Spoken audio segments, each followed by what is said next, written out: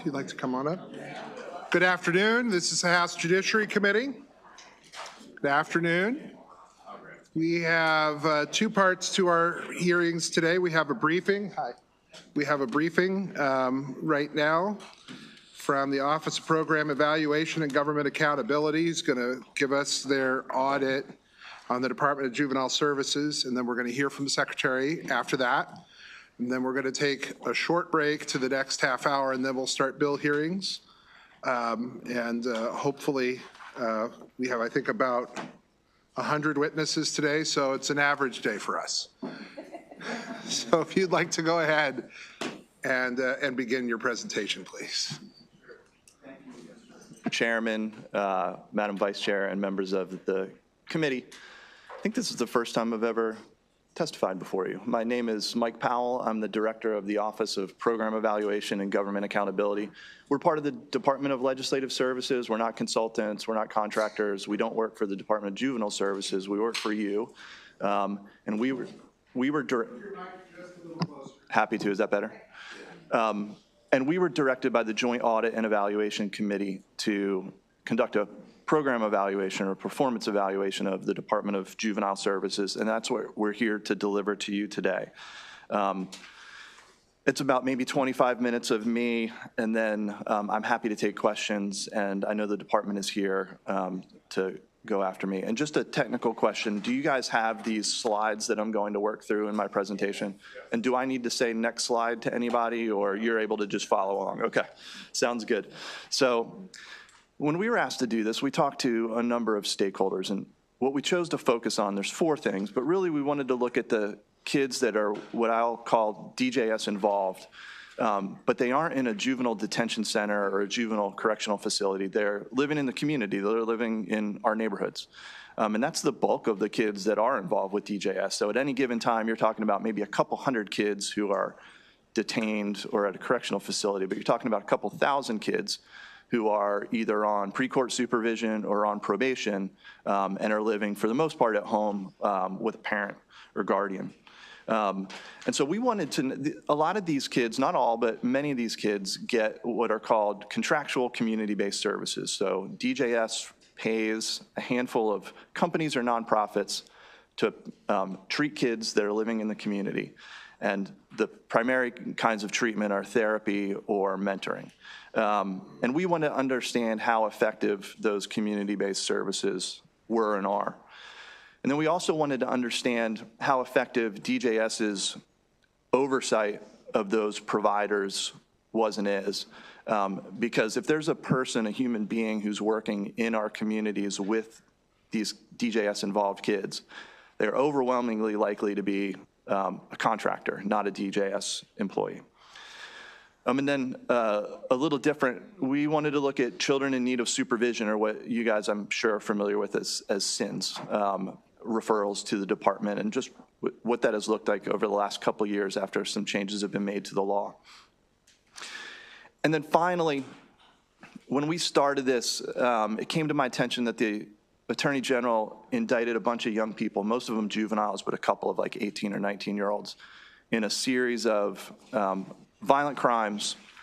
And I just wanted to understand and wanted to be able to tell you if those kids had had any history with the Department of Juvenile Services prior to these crimes that they were indicted for, and just what that experience and what that history was like. And so those are the 2nd, 3rd, 4th, and 5th chapters of our report. But I'll start with the 1st chapter, which I just wanted to set, sort of describe the long-term trends in juvenile justice in the state of Maryland. And the first one, if you're following along, the title on it is DJS gets about 1,000 referrals per month. If you go back 10 or 15 years, that was about 3,000 referrals a month. And sometimes jargon gets a little confusing with DJS. So there are terms like referral or intake or complaint that are sort of used interchangeably, and it's okay that they're used interchangeably because they generally mean the same thing. You can see there was a long-term decline in the number of referrals to DJS, so it went from 3,000 to about 1,500 pre-pandemic. And during the pandemic, that crashed to about 500 a month. And then since has sort of slowly recovered, but at least when we did this report, which was looking at, I think, data through the end of fiscal 23, was still below the pre-pandemic levels. I want to point out that DJS doesn't have a lot of control over how many kids are referred to them. 90+% of referrals are made by the police, but referrals can also be made by schools, people in a community, parents. Anyone can make a referral to the Department of Juvenile Services. And that referrals or intakes or complaints or whatever you want to call them are not the same thing as crimes.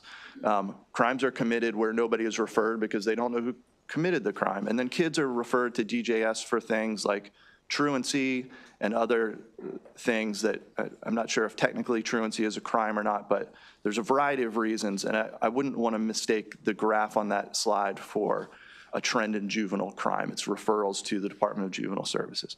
On the next slide, which says complaints resolved at intake, and my slides aren't in color, so let me do the best I can with this.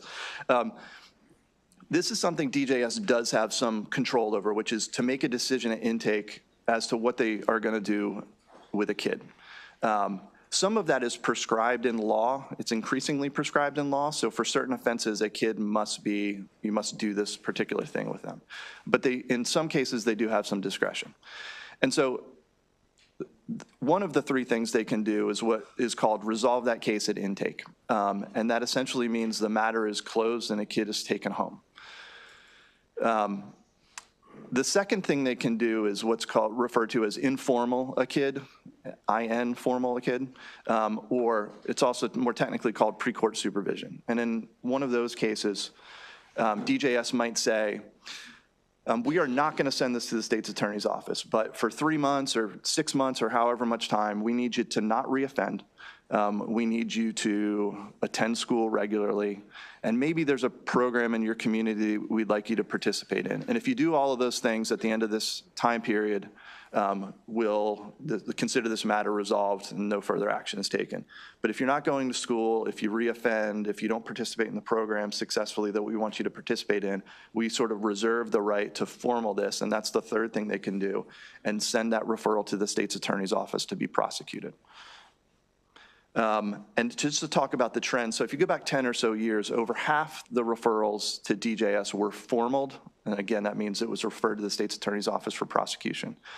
That trend sort of had a long, slow decline, and then really dropped coming out of the pandemic. And since the pandemic, it has begun to climb again. And I do want to point out that I'm not suggesting causation, but I do believe that sort of correlates with the current leadership at the Department of Juvenile Services. If you look at the trend line for referrals that are resolved at intake, it's also almost the mirror opposite of that. So recently, a smaller and smaller percentage of cases are resolved at intake. And at the bottom, I don't want to miss the trend in informal cases because there's so much fewer than these others, it's sort of easy to miss that line. But the percentage of cases that are informal or given pre-court supervision has declined by about half over the last decade or so. The last sort of long-term trend I want to talk about is on the slide that's called probation versus commitment. And for the longest, when a case gets formaled, it may make it to a judge for an adjudication. Most don't, but many do. And if a child is found facts sustained and adjudicated delinquent, there's one of two things that a judge can order. They can order the kid on probation, where they might get some services, but they would be living in the community, or they could order them committed to a juvenile facility. And for the longest time, about 70% of kids got probation, and the other 30% were committed. And I just want to point out that in the last couple of years, and again, this data is only as recent as this past summer, it's the highest percentage of those adjudicated cases that are given probation instead of commitment in the 10 or 12 or 15-year history that we have data for. I want to point out that this is not a decision that's made by the Department of Juvenile Services. It's a decision that's made by a juvenile judge and the judicial branch of government. I'm going to move on to the second chapter in our report, which was on the kids who are DJS involved and they're living in our communities.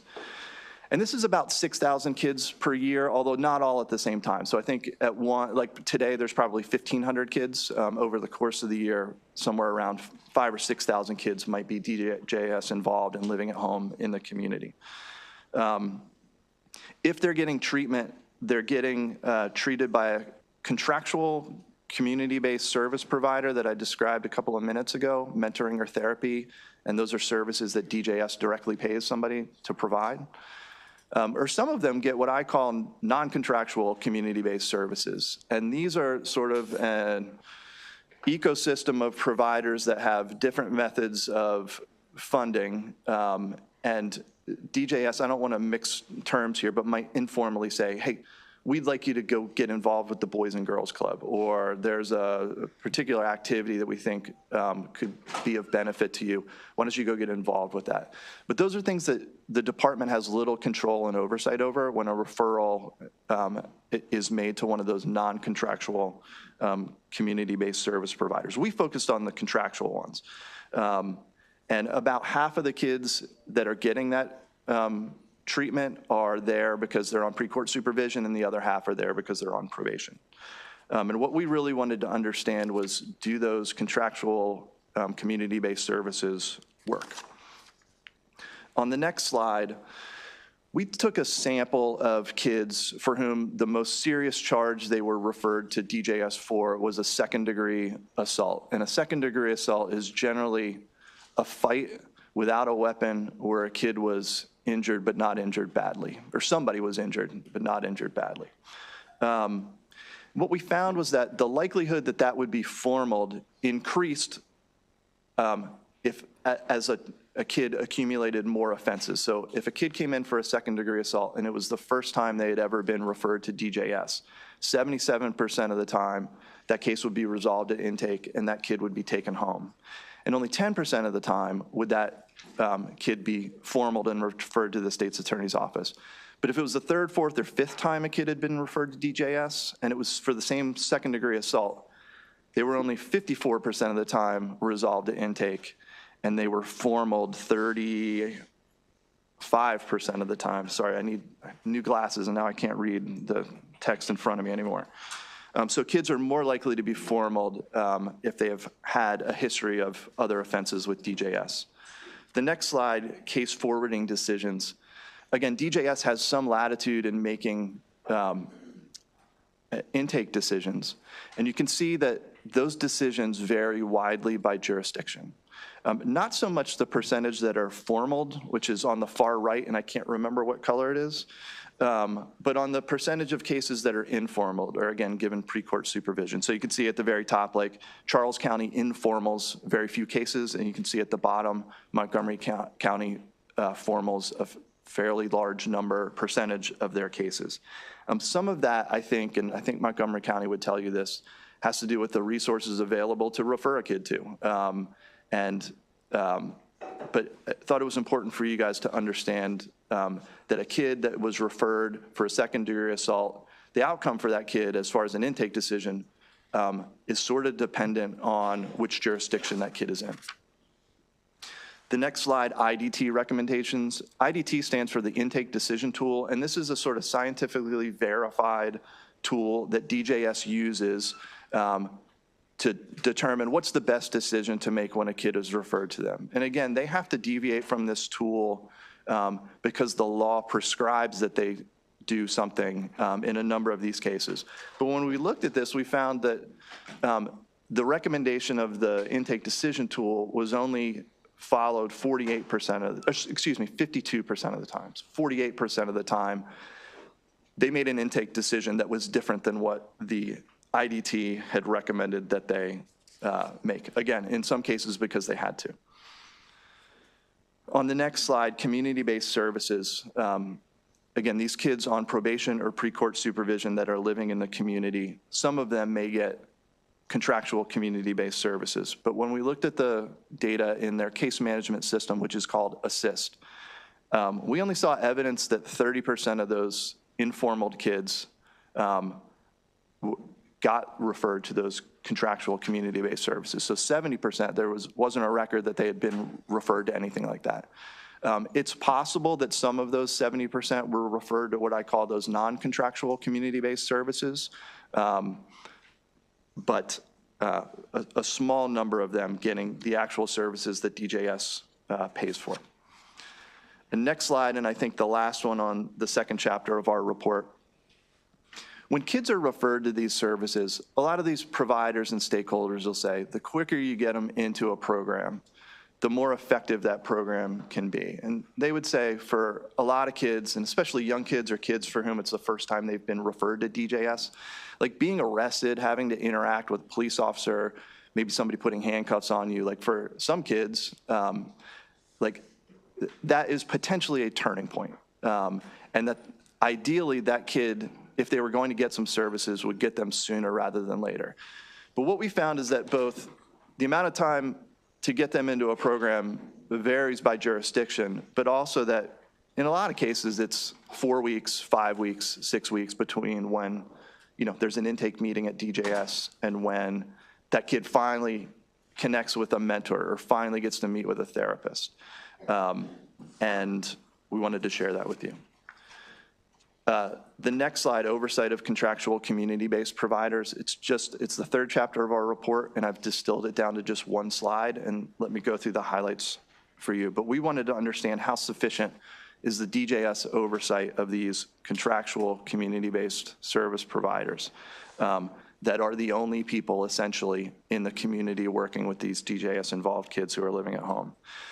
The first thing is that DJS focuses mostly on fiscal compliance, making sure providers submit the right paperwork so that they can get paid and that they're compliant with the terms and conditions of their contract. In some cases, they do submit some limited performance data, so it might be like, of the kids we referred to you, how many of them have enrolled in your program by now? Or of those who finished, how many were, quote, successful? But that data that they get back from these providers is limited, and it's generally not used for evaluating or assessing the performance of that contractual provider. There are areas of the state that do not have providers available to work with the kids that are in their community, and some of those are some of the more rural.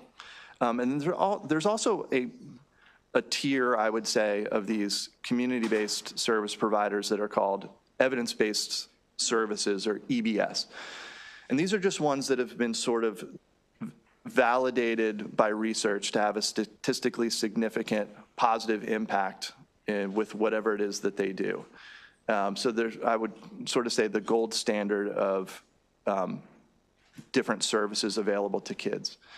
And they're available to a lot of kids, but they're not available to kids in Baltimore City or Baltimore County, at least when we did this evaluation. And so wanted to share that with you. And then finally, if you've seen budget hearings or had budget hearings before, you know that there's always a chart that shows what's the vacancy rate in this agency.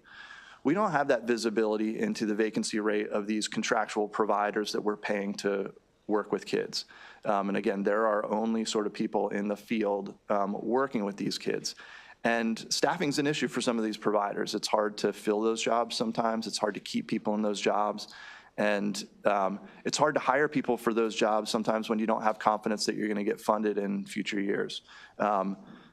So limited visibility into the people who are actually in the community working with the couple thousand kids at a time that are have been placed there. Our fourth chapter is on the children in need of supervision, or SINs. We wanted to understand how it's being used. Now, technically, a SINs referral is for a kid who's exhibiting troubling behavior that might not be technically delinquent. And it's about, historically, 1.5% of the referrals that come to DJS. I think it was 2% in fiscal '23, and I think the latest data resource guide from DJS that just came out in the last month may be up to 3% of all the referrals to DJS.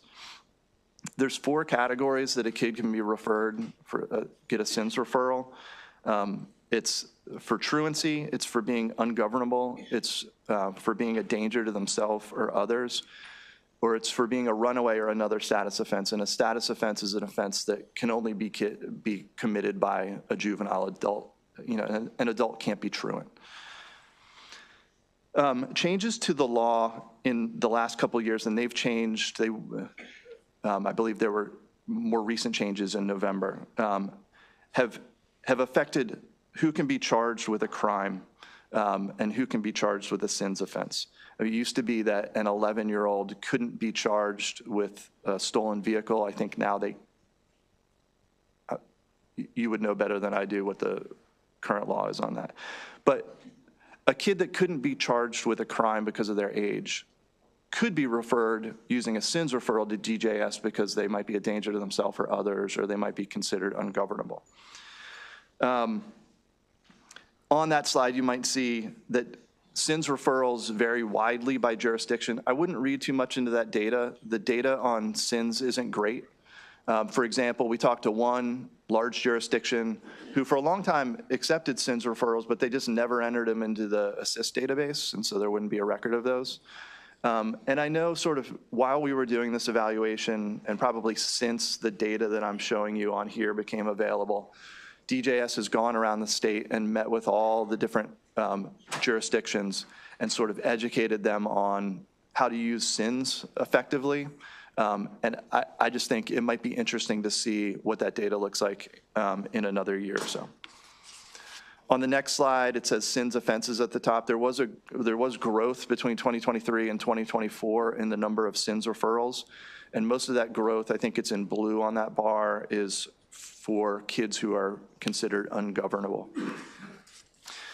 The next slide, sins referrals by age. Most of that growth was also for 10 to 12-year-olds, which I think is expected given the changes made in the law prior to 2023. You can also see a couple kids that were younger than 10 that were referred, got a sins referral. On the next slide, intake decisions. 4 out of 5 sins referrals are resolved at intake. 18% are informal. They get the pre-court supervision. And I think we had a sample of 1,000 of these, and I think 3 of those 1,000 were formal and you know, sent to the state's attorney's office. The reasons for those 3 are in Chapter 4 of that report, if you're curious about the details of those 3 and 1,000 that were formal. A lot of the ones that were resolved at intake were because there wasn't any prior contact with the department, that they didn't routinely misbehave, that someone reported that their behavior had already improved, that they were already receiving treatment, or the youth and family rejected help. And then finally, I'll get to on the next slide, which is called failure to appear. In something like 25% of the cases we looked at, the sins referral was resolved at intake without an intake meeting ever having happened.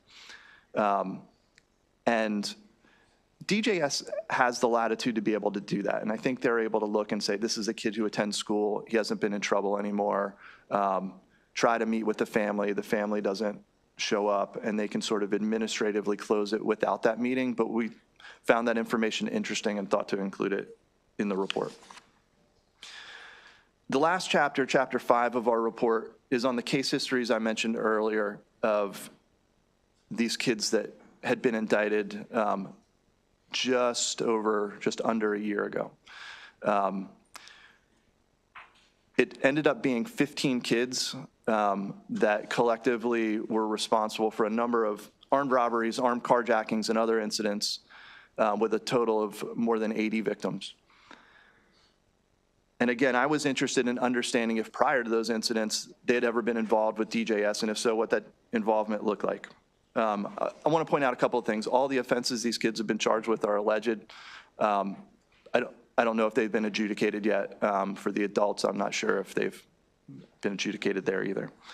It's obviously not a random sample. I selected these 15 kids because I knew sort of how the story ended, at least temporarily.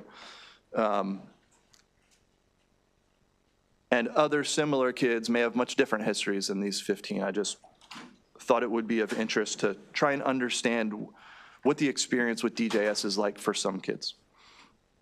I also want to point out that the data is limited, and it's only as good as the data that was entered in the Assist Case Management database. But the best I could, I anonymously tried to capture the most important parts of the case management data and transcribe them for you while protecting the kids' identities.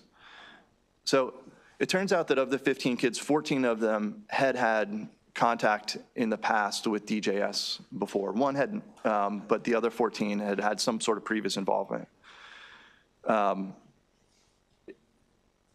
May find it interesting, the average age of first contact with DJS for these 15 kids was 13 years old. I think that was the median, so half of them were younger than 13 when they first encountered DJS, half were older. And that collectively they had been referred to DJS 45 times, and over 2/3 of the time those referrals were formaled and referred to the state's attorney's office. So I think of 45, 31 were formaled, 4 were informaled, and 10 of those referrals were resolved to intake. And again, you can go through Chapter 5 and read those case histories, and you can validate if I summarized it correctly. Found it interesting that based on the intake decision tool, which recommends a decision to be made with how to handle a kid, DJS was more likely to what I would call upgrade or take more seriously a referral than what the tool had recommended. So in 16 of those cases, the tool might have recommended, say, let's resolve this at intake, but they decided to formal it anyway. Again, they may have formaled it because they were required to by law, but 16 times they were more likely to sort of upgrade the disposition of a referral, and in only 2 cases did they downgrade it. And then 5 of these 15 had previously been referred to the contractual community-based services that I've talked about earlier. They're much more likely to get electronic monitoring, community detention, or referred to the evening reporting center, which I'm not sure how the geographic scope of what the ERC covers, but they pick kids up after school and they take them to a place, they help them with their studies, they feed them dinner, provide some other services for those kids.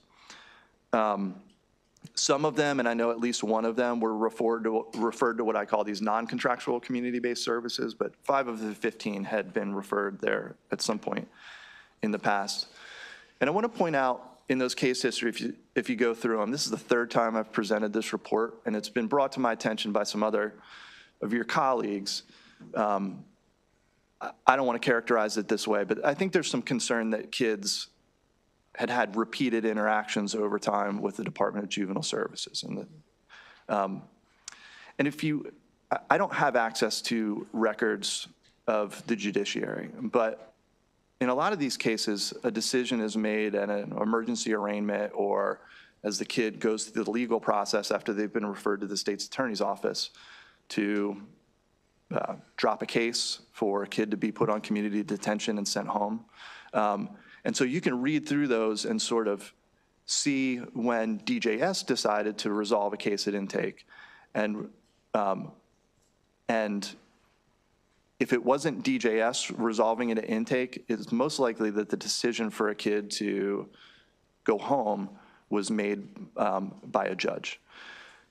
My next to last slide is some of the recommendations from our report. 1, the case management system, Assist, needs to be better. It is a system from the 1990s that doesn't inherently make it bad, but it is a difficult system to do sort of simple analysis of that you would hope, like in a management function, you would be able to do. Second recommendation is DJS, I think, has some good ideas and does some things well. And one of the things we experienced was a get-together in Prince George's County, and it's described in Chapter 2, where contractual providers, non-contractual providers, local government, DJS, and other stakeholders came together to sort of coordinate their efforts, meet each other, learn what they do, know who to call about something. And everybody that I talked to seemed to think it was a great event. I'm not sure events like that happen around the state. I think there's probably some other good things that may happen in one particular region. I think DJS should do their best to make sure that things that work well are being done in as many places as possible. Third recommendation, I think they should collect the data needed to be able to evaluate the success of their providers, the people that they're paying to work with a couple thousand kids a year that are living in the community. And I think they should have some increased visibility into the staffing level of those providers, which again are mostly only resources that are working with these kids. And then the last two I'll bundle together. They should make sure that just because you live in a rural area of the state, that that everybody should have access to somebody that can give them some help, and that kids in Baltimore City and Baltimore County have evidence-based service providers available to them. That concludes my presentation, and I'm happy to take questions. Thank you for having me.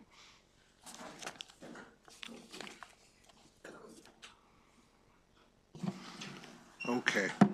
So just to be clear, he's not here to offer his opinion. He's provided us with the information that he's found as part of the audit. But he'll answer our questions. He works for the legislature, and so we'll go around the horn here. Delegate Phillips, and I'll come around. One of the questions I had, and I'll continue to ask this, you did a look at SINs, but I didn't see any recommendations associated with SINs. I would say I think it's a little early, since the changes that would have impacted SINs, to have enough data to make decisions to change it again. Just maybe more of my opinion than I wanted to give you, but I think we're only starting to see the impact of the legislation that you have passed on SINs referrals. Thank you. Yes, sir. Thank you, Chairman, and thank you for your presentation today. You mentioned the need for a new process and system. Has there been estimates and analysis of its costs, and what are we potentially looking at? I think there have been, and the case management system, again, is called Assist. It's been around since the 90s. I know in recent years they had looked at modernizing or replacing that with a more modern case management system. They pursued a different system. They abandoned that effort. And I think the department can probably talk to why they abandoned that effort and what they're doing moving forward. So there's nothing on the table right now that they're looking into? What is out there that's potentially that we're going to need to acquire? Right now, they have a case management system that I've described it elsewhere as it's basically a digital version of a piece of paper that you would write a bunch of things on, and it just stores it. You're talking about the existing system. The existing system. Is there anything in other jurisdictions or other states that's being implemented, something we can emulate? There may be, and I think part of their process should probably be seeing what's out there that's working in other places. So that's something to look into and get back to us? I would recommend that, yeah. Thank you very much. Delegate Schmidt. Thank you, Chair. You had brought up a number of numbers that I wrote down, and specifically I want to talk about your intakes per month. I see where they stopped. They kind of bottomed out July of 2021, and it looks like we're starting to see an increase again. But you brought up 1,000 per month. Looks like we're getting above that number. And then you said it was 1,500 now, but that's not what the number states here. Or am I missing something there? I hope what I said was that it had declined to 1,500 prior to the pandemic. I see that. And then you can see the drop during the pandemic, and it's sort of slowly been growing since then. But no, I think when we, as of this summer, we're talking about 1,200 maybe a month. Okay. And what it's done since then, I'm not sure, but they may have that in the data resource guide they published this month. Okay, and I'm sure I can answer my own question. You said it varied by jurisdiction on the process or where they're going next. Is that correct? And is that rural versus urban, or? You can take a look on that slide. I think I know the one. You tied it together at the end, but I didn't see it.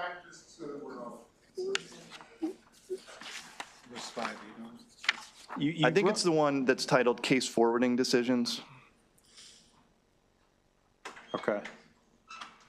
Yeah, sorry, I'm not sure if those slides are numbered. Case forwarding.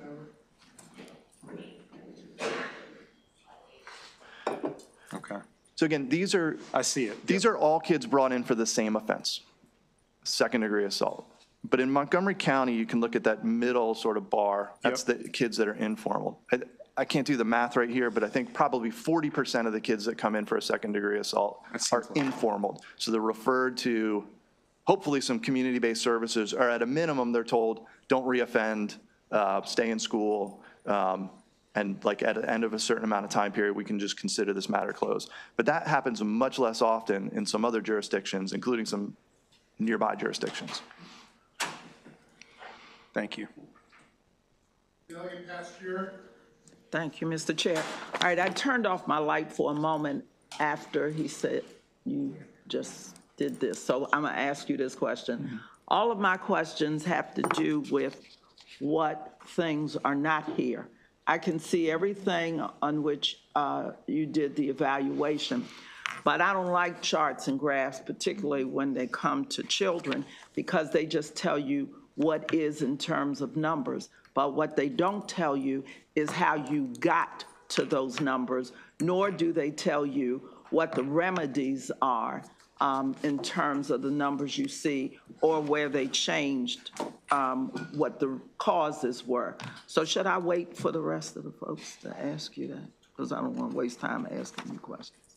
Because I don't say, I see everything here, what was resolved. I can see what you evaluated, the 1,000 referrals per month. I can look at the chart and see when it goes up, when it comes down, et cetera. But what I want to know is when children are engaged in this second system, what happens so that they don't come back? I can see these numbers about those who come back a second, a third, or fourth time.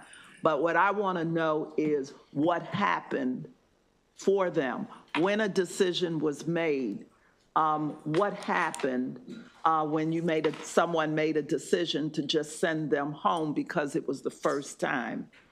You know, because it might be the first time, but it might lead to that second time. Oh, so like a recidivism rate for kids who are brought in for the first time? I think DJS probably has better data on that. So I'll just wait. No, it's a reasonable question, and maybe let me address, you give me the Okay, go opportunity to address recidivism, which is something that we don't talk about in the report. I've gotten some heat for that from some other places. DJS has and always has done a really good job of publicly reporting recidivism rate, and there's different ways to calculate recidivism, and I think they publish it in a couple of different ways. And so you can look at the long-term trend there and understand, like, how many kids who have been adjudicated delinquent are re-referred to the Department of Juvenile Services within a year or 3 years, or however it is that they calculate it. And I believe, I did a survey after I wrote this report, I think they're much more public and transparent about that than some of our neighbors are. I didn't see the need to redo the analysis that DJS has already sort of put out there, but I will say that, you know, as I've thought about this report since we published it in December, I think there's probably some more sophisticated recidivism analysis, like to your question, Delegate, that I think maybe the department could do or I could do if I was ever directed to do it. Okay, well, I'll just, and I appreciate the evaluation because now it gives me the questions I want to ask about causation and remedy. Yes, So- ma'am. I always finish these and I think of all the other questions that now I want to answer. Absolutely. Thank you. Delegate Everett. Thank you, Chair. And if it's okay, I have 3 questions, 3 only. The first is, and I won't ask them all at once. That's so confusing. But the first is for the SINS referrals. Are they also, or the majority from police, or is there a difference? Is your analysis of referrals, does that also apply to SINS referrals? I don't know, and it's another great question that. Okay. Question 2, these are all about SINS. The second is, you say that 82% of all SINS referrals were resolved with nothing, I think nothing happening, right? Or what does it mean to say no resolve/no jurisdiction? Oh, sorry, no jurisdiction confuses people. In a Yeah. small number of cases, a kid may be referred to juvenile services and they will determine that they don't have jurisdiction. It's like you brought a kid in for looking at you funny, right? That's Right. not a reason you can refer a kid to DJS. That's a small piece of that. That's just sort of a technical term that makes things more So confusing. what is the result? So that 82%, what happened? I just want to make sure I understand. So in most of those cases, but not all of those cases, an intake meeting occurs where you would meet with a kid and their family. And I think the secretary and his team are probably the best people to talk about. Are they able to sort of, quote, informally say, we'd like to get could your kid participate in an after-school activity? Like, they get home at 3 o'clock, but their parents doesn't get home till 7 o'clock, and like, that's when they're getting in trouble, so can we do something? They may do things like that, but they would know better than I would. But do you know, based on your review of anything, let's say there's an intake meeting, does anything happen subsequent to that, for that 82%? Could you tell in your review of the case? I couldn't tell in our review, and I think technically, when a case is resolved in intake, it is resolved. So nothing happened And so after. if something happened, and again, I hate using this term because I'm mixing it up, but like, if anything else happened, it would be informal, not pre-court supervision informal, but it would just be like a DJS employee checking in on a kid in their community that they had. And was that captured in records? It would not be, no. Would not be captured. So if anything happened, it's not current, or at least at the time you were reviewing, the period you were reviewing. Again, if a case is resolved, it's resolved. It's over. Okay. And then my last question, also with regard just to SINs, was there, again, I know this is a previous period, so it doesn't apply to today. Was there any evaluation, any connection of the kids who come through SINs as to whether they interact with the criminal justice system again, whether they are attending school, any evaluation of the effect of however the SINs case was handled? No, and it's another great question that, once you finish this thing, I'm like, oh, that's another thing. I do want to point out, during this evaluation, we interacted with a ton of people at Department of Juvenile Services. I'm going to get the technical name wrong, but they have a unit that does research and analysis. They have some smart people there. And like, I think some of these analytical questions, like I think we did a decent job of doing some good analysis, but I think some of them would be the kinds of questions that that they would want to ask that unit to help answer for you and for them. Thank you very much. Thank you. Mr. Chair, I think I want to piggyback just a little bit on Delegate Embry's questions for you. Did you actually do any review or analysis of the intake process? Was that part of this at all? Yeah, we went out in the field and we went and sat there and met with intake workers, officers, I'm sorry, I don't remember the term, to sort of learn, how they do this, what the limitations on their discretion are, for better or for worse. So yeah, absolutely. And did you check for consistencies in the process? I mean, are we in most of the counties doing pretty consistent kinds of intake as far as decision-making go? What did you find there? Well, I would say the one big inconsistency is in the percentage of kids that are informal, so given pre-court supervision. And again, I think that is mostly a function of what services are available to refer a kid to. If you don't have any services for a kid, I think you're less likely to, quote, informal that kid, and maybe more likely in some counties to just resolve it at intake. Got it. And so with that in mind, did you find any inherent flaws in the intake process that you have recommendations regarding? We did not, and I also want to point out, not in the report, but many times in these case notes, you will see the intake officer make a decision and it'll get reviewed and in some cases overridden by a supervisor. So there is a level of review internal to DJS. So hopefully if somebody does something that most of us would find the wrong decision, that there's somebody else there sort of for some quality control to say, I'm not sure if we should send that kid home. Or in some cases, like, we can't send that kid home. Like, by law, we need to refer that to the state's attorney's office. So it is not a decision that's made by one person that does not have review or input from another person at DJS. Okay, thank you very Yes, ma'am. much. Thank you, Mr. Chair, and thank you, sir, for coming in today. I did have a few questions, and I apologize if I was trying to jot notes down if any of these may be repetitive. One question I was wondering about was if the closure of multiple facilities over the last few years, and if the audit review showed where the savings from these closings went, particularly in Western Maryland, where those funds may have went. So first, let me back up. Maybe I should have said this earlier. We chose to look at the kids in the community, not the kids that were in facilities, but I know a little bit about what you're talking about. So I have, since we published this report, taken a look at the population at the variety of facilities, just so I had an understanding, like, are any of them at capacity or over capacity that would limit DJS's ability, or the court's ability, honestly, to send a kid there? I did not see that in looking at the most recent data. And as for money that was saved, I don't want to steal the secretary's thunder because I think I've heard him address this in the past, and so maybe he'll have a chance to do that when it comes up. Vice Chair. He said he has another. Did you have more questions? I'm sorry, back to Valentine. I thought you. Thank you, Mr. Chair. In an opinion, would you believe that the quality control, if there would be more quality control if DGS in their budget to provide services instead of, I see it in the report, it kind of relies heavily on contractors. Do you think from an audit standpoint that you would have more control? So I just want to make sure I'm not misunderstood. Contractors, I think, is the appropriate term, but these are not contractual employees of the Department of Juvenile Services. These are companies or nonprofits. If we're talking about the community-based services providers, these are companies that either have a longstanding MOU or compete in perhaps an RFP process to be one of those service providers for the state of Maryland. And then they get paid, and then they use that money to pay their employees to provide therapy for these kids or mentoring. Those are the two main things. And I want to make sure I answer your question, but is that helpful? It is helpful. Okay. One last one.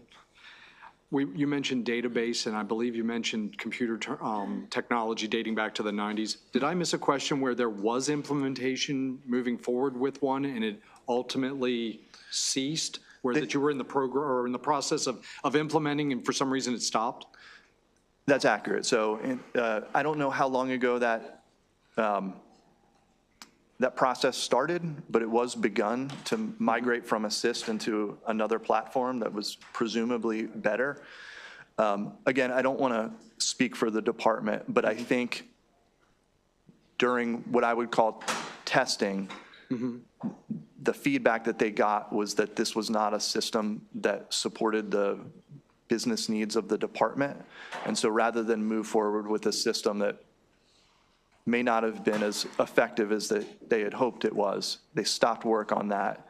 And again, do you know about approximately what year that was? Approximately?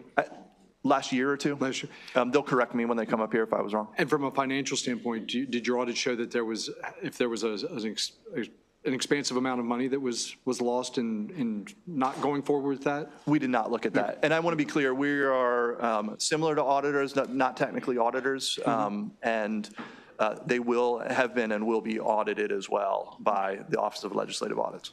Okay. Thank you, sir. Thank you, Mr. Chair. Thank you. Now the vice. Thank you, Mr. Chair, and thank you, Director Powell, for being here. I have just a few quick questions. So I don't recall, were there any distinctions in your report with respect to systems for girls? No. Okay. I didn't think I saw any, so there wasn't any actual distinction at all with respect to the data that we're looking at? We may have done some of the analysis where we looked at it and by gender. I don't believe any of that analysis made it in the report, not because it wasn't accurate or it might not be interesting. It just it didn't feel like it was, it told you something that was valuable to you. Gotcha. Okay, so I heard you mention, just with my colleagues, with Delegate Valentine's question, that your focus wasn't as much with respect to kids and facilities, but I do have a question about that because you did say that you found that DJS facilities were not at or over capacity, that you didn't see that. So my question is whether or not you had a chance to meet with or talk to or review any of the data that comes out of the Juvenile Justice Monitoring Unit. Any collaboration? I think as far as background, I'm certainly familiar with the work that they do, and I think my staff probably took a look at that, and I think I remember taking a look at that months ago, but we're generally trying to do original analysis, and the Juvenile Justice Monitoring Center does some really good original analysis of their own. I want to supplement their work and not duplicate it, if that makes Okay, sense. great. Or re-report it. Yep, makes sense. Okay, thank you. Thank you. Mr. Chair. Delegate Williams. Thank you, Mr. Chair, and thank you so much for all of your hard work on this. Yes, ma'am. When you talked about the DGS referrals, one of the examples you brought up was second-degree assault as kind of one of the common The most common. referrals. I guess my question is regarding SINs. Whether or not you know, kind of what is one of the most common reasons for a referral to SINs? I think most recently it's ungovernable, and I think there's a slide in there, and I apologize for not page numbering these, but It's okay. if you want to catch me afterwards or send me a note, I'm happy to point you to the one that lets you know what most SINs referrals are for, the reason for those referrals. Okay. But I think most recently it's ungovernable. Thank you. Oh, I see. Okay, thank you. All right. Thanks.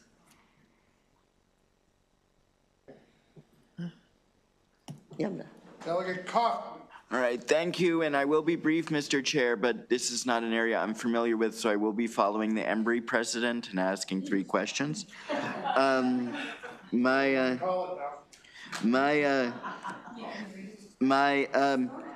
first question is, a lot of these individuals, sir, thank you for being here, Mr. Director, but a lot of these individuals you said are closed at intake. And is the child or teen, adolescent scolded, admonished?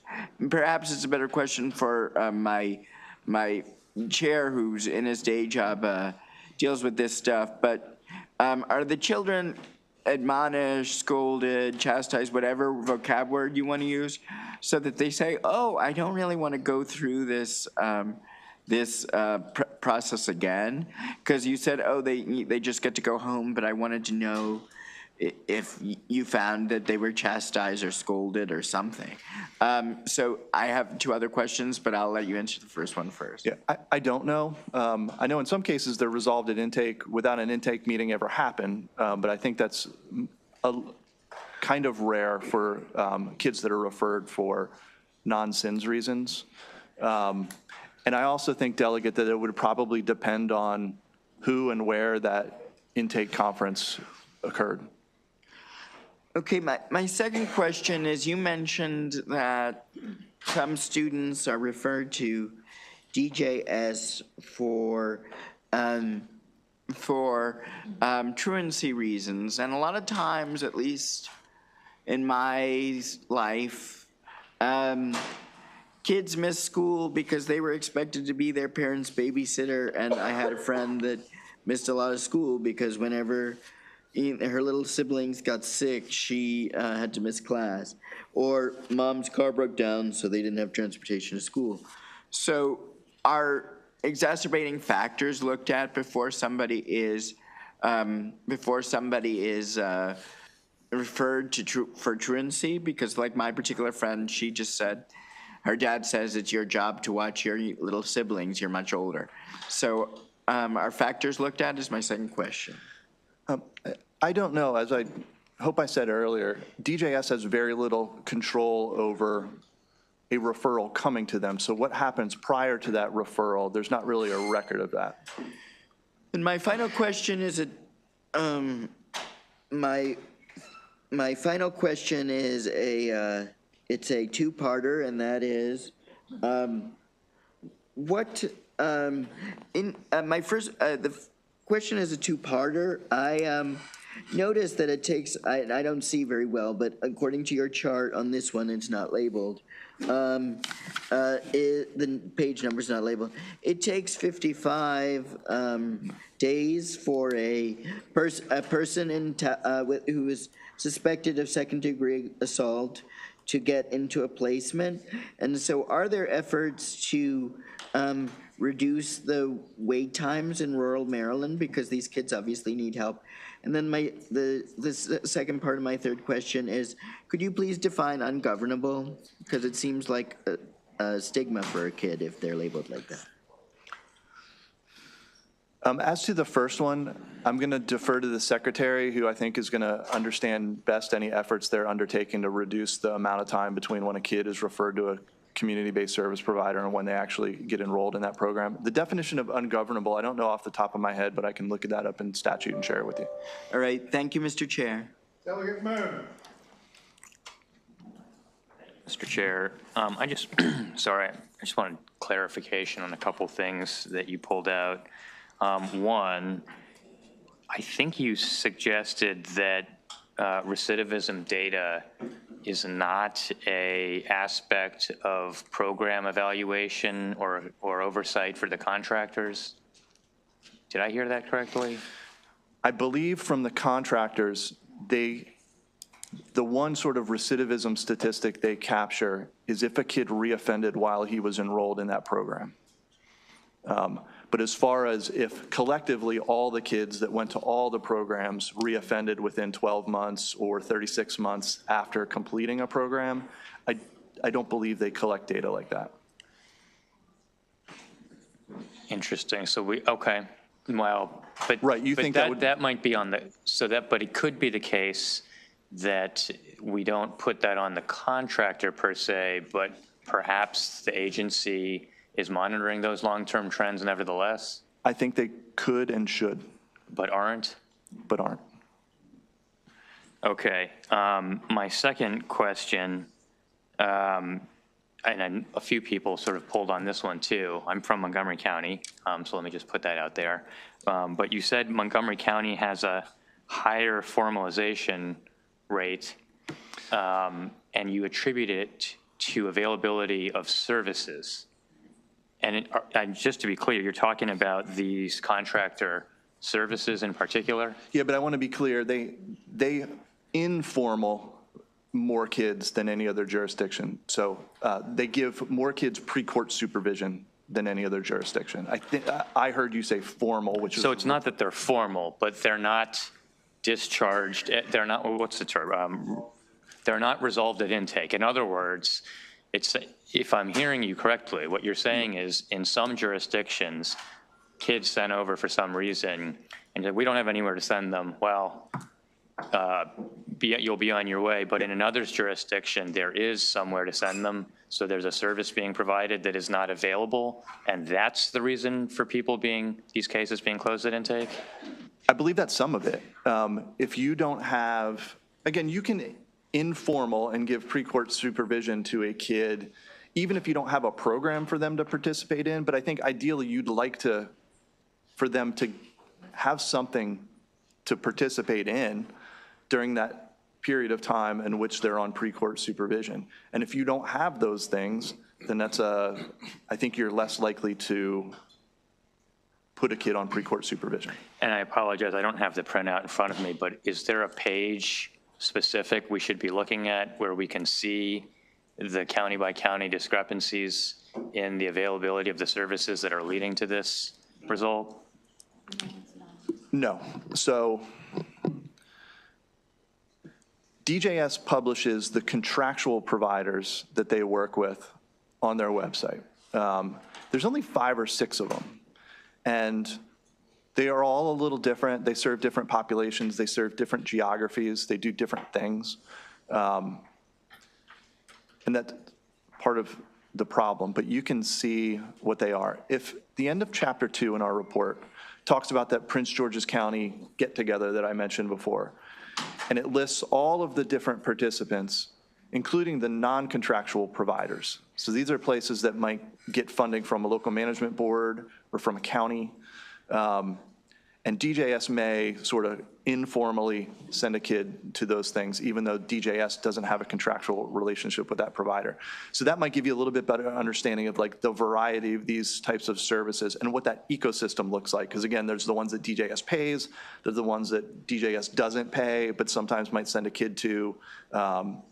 There are other, I mean, we didn't talk about this too much on SINs, but like some counties might refer truancies to DJS. Other counties may have a truancy program, and like instead of making a referral that shows up in all of my charts, they just send a kid to the truancy program, and DJS isn't involved at all. So it's a complex ecosystem. It varies by region.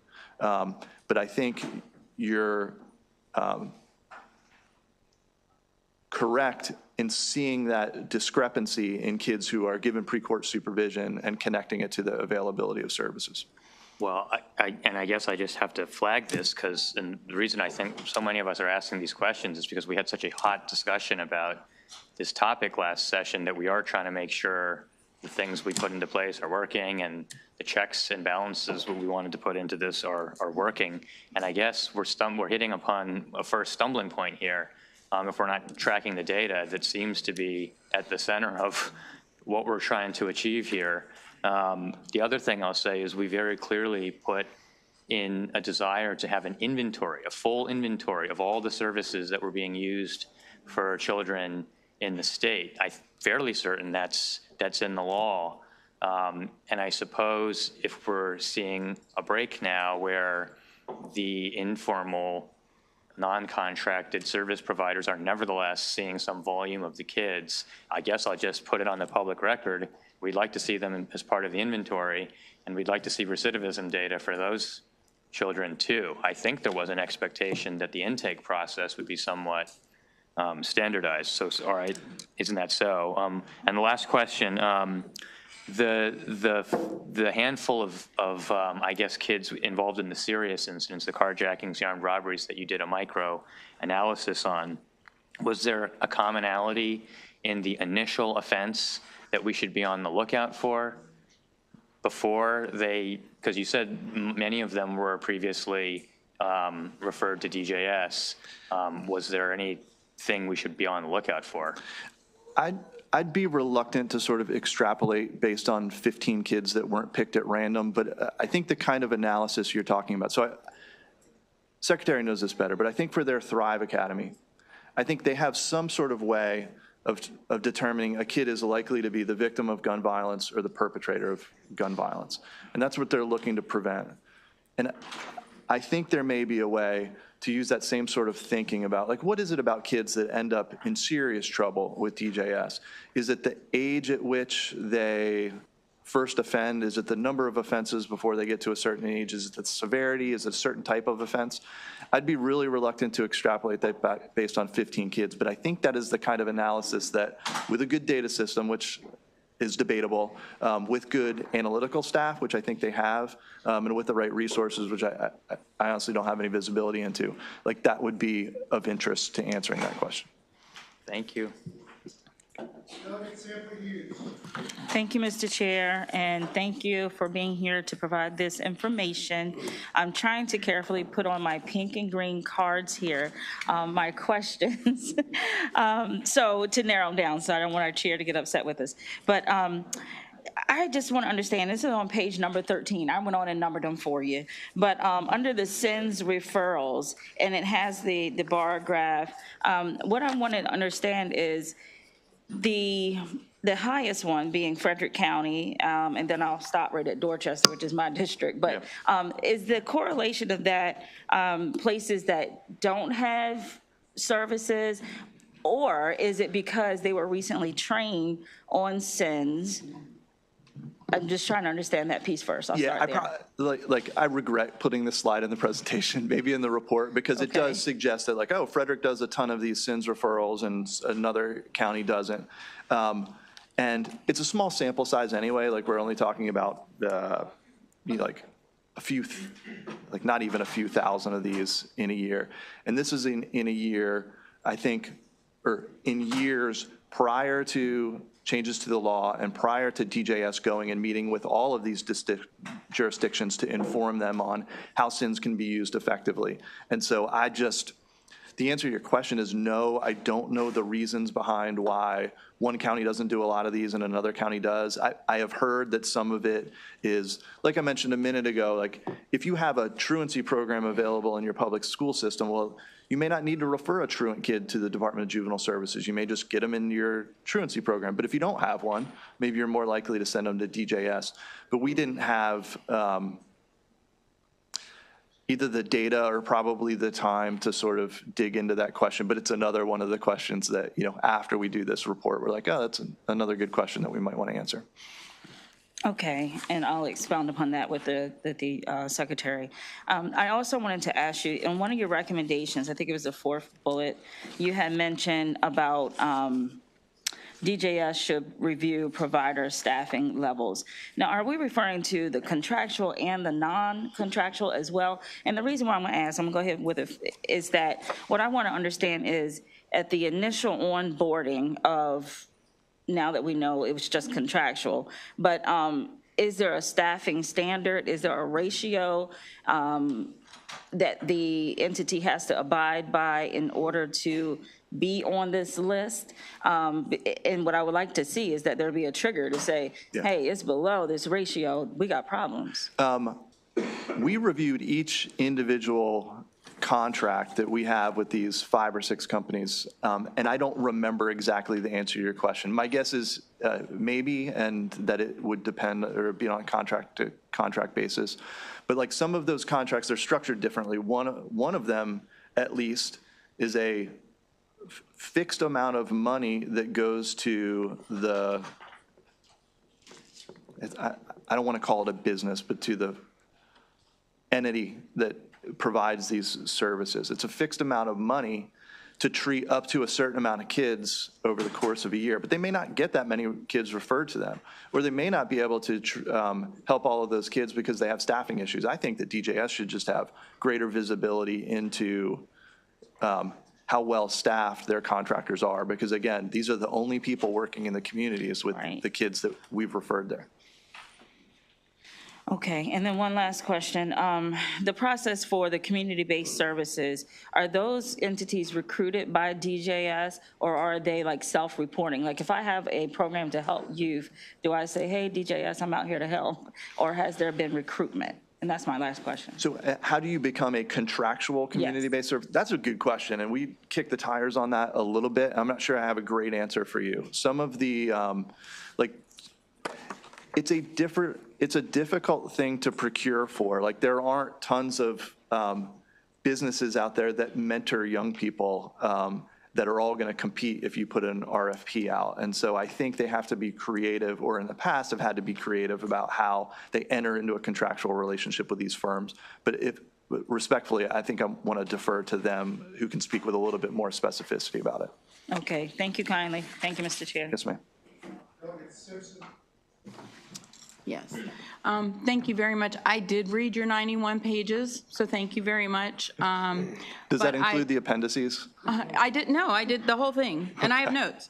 So, but one of the things that I noticed is that while it does talk about the relationship with DHS, and so you had the 4 points that you evaluated, but it only seemed that you evaluated the relationship between the Department of Juvenile Services and DHS when it came to looking at the evidence-based services and that relationship, as opposed to when the last 2, which is the case management as well as the histories. Because when we're talking about, and this is something we've talked about a lot here, we're talking about carjacking, we're talking about young children doing carjackings, sex offenses, and fires. Yeah. What seems to be missing in the report, although it says violence in the home and that's it, so there's no relationship when you're in the report on page Exhibit 2.7 on page 24, which is talking about the aggravating factors. It just says violence in the home, as opposed to really doing that assessment. Like what I would like to see is, if you're looking at 12 cases or 15 cases, can you do the history and find out if they have a CPS background, if there had been some history with them being abused or mistreated, or what that relationship was when you have so many red flags going up on these young children. I mean, I know there's a gap in services clearly between the Department of Social Services and DJS before they start committing crimes, but looking at that coordination between CPS and DJS, looking at whether or not that type of assessment is being done for those types of crimes, particularly when they're happening at such a young age. Yeah, I just know from going through the case histories of not just the 15 in Chapter 5, but other things for this report. There's obviously a lot of information in Assist about a kid that I didn't put in this report. Mine is mostly like a procedural history, but I know at first intake, like one of the things they will ask is there any involvement with DHS or local social services? So that's one of the things that sometimes shows up in there, again, just sort of as a note, not as like a checkbox in an actual database. But that is something that they're informed by. But as to the sort of parallel engagement with a kid that DHS might be having while DJS is also working with them, I didn't see that captured in DJS's notes. It's possible that it is in some cases, and I just didn't take a look at those. I tried to be pretty sensitive about diving into, confidential information about young kids. But I didn't see a lot of sort of intersectionality between DJS and DHS as I reviewed some of those cases. Yeah, I do think there are some holes in our laws that we're not really capturing those kids or making that assessment that we could. Not quite sure. I mean, I have talked to them about how do we bridge some of those gaps. And I think we need some of that data in order to really figure out. I mean, I don't want to just throw out some laws out there without actually having some of that evidence base, of what that relationship and what that relationship should be. And it seems like it's there. Obviously, you've got a kid's name, you have a family. There should be some level of being able to coordinate that and go a little further in making that when we're looking at those factors of really putting a label on it, of being able to collect real data as part of it. Does that am I making? It makes total sense. And again, it is possible that interaction and communication is taking place. I didn't see evidence that it was, but it wasn't something specifically that I was looking for.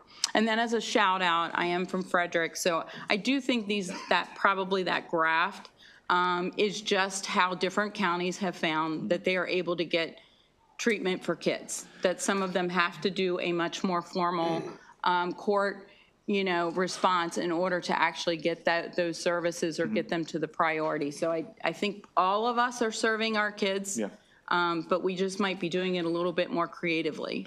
Yeah, and again, referring to that slide, I would again just warn that it's a small sample. The law has been changing, and I know they've been out there educating other counties, and so it would not shock me if we did that analysis for the most recent year. It looked very different than the one that's on that slide. Right, and I'm hoping we're moving more towards a treatment as opposed to a punitive with our kids, that are in the juvenile services, and realizing that obviously there must be a reason in which they are acting out. Understood. Thank you very much. Thank you. Thank you, Mr. Chair. Thank you so much for being here. So I just wanted to go back to, when you were talking about slide number 2, you had said, and I actually went back to make sure I didn't get the quote wrong, that it had dropped sort of steadily since, 2011, the previous admin, and then it started to climb again, and you said it correlated with the current leadership, these referrals. I'm talking about slide 2 where it says about 1,000 referrals per month. But also it looks like there's potential correlation on slide 3 with the sort of almost shift of formal and closed intake. Yeah, I think that's the one I referred to, but yeah. Okay. So in light of that, I mean, I'm looking at your recommendations, and I just pulled up your 91-page report, and if you could tell me where in there I might find it, but I'm looking for some information that you may have come across that shows why these recommendations, in light of the fact that we were in a good decline and now we're going the other way, what did you learn between that, from 2011 to 23 was causing a decline, and now we're seeing an increase, and how did your recommendations reflect what you found changed. What changed? So on slide 2, when we talk about this came up in another hearing, we talk about the recent increase in the number of referrals. Obviously, it hasn't, or at least when we published this, the data that we had available to us, it has not recovered, maybe not the right term, has not gotten back to the level that it was right before the pandemic. So it had been in sort of a long-term decline, maybe flattened out a little bit if you look at that graph before the pandemic. And like I said, there's a lot of reasons, there's a lot of variables that affect referrals. Obviously, pandemic was one of those things. The law and what you can refer a kid to DJS for is one of those variables. Okay.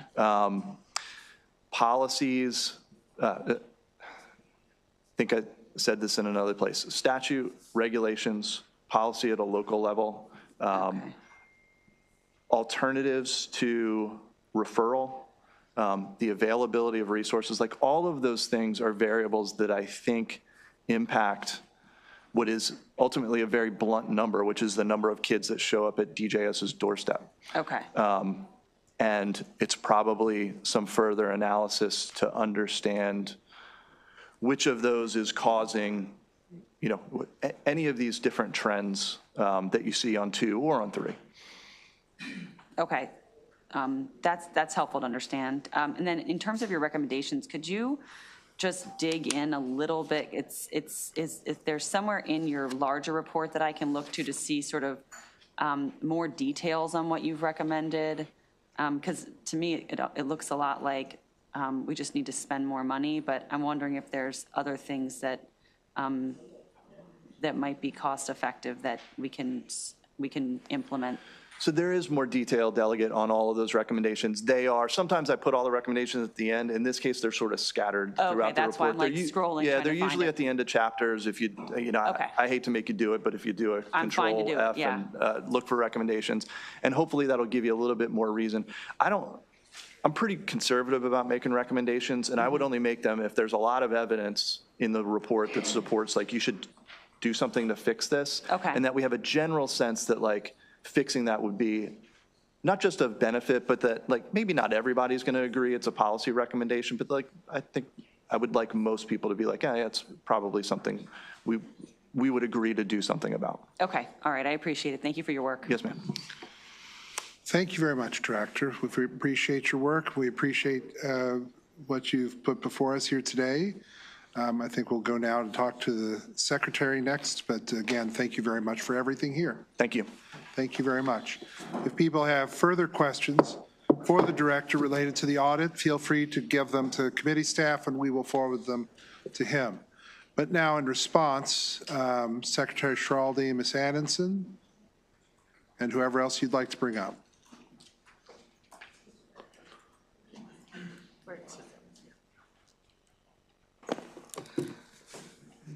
All right. Whoever would like to begin, please, that would be fine. We're not timing this.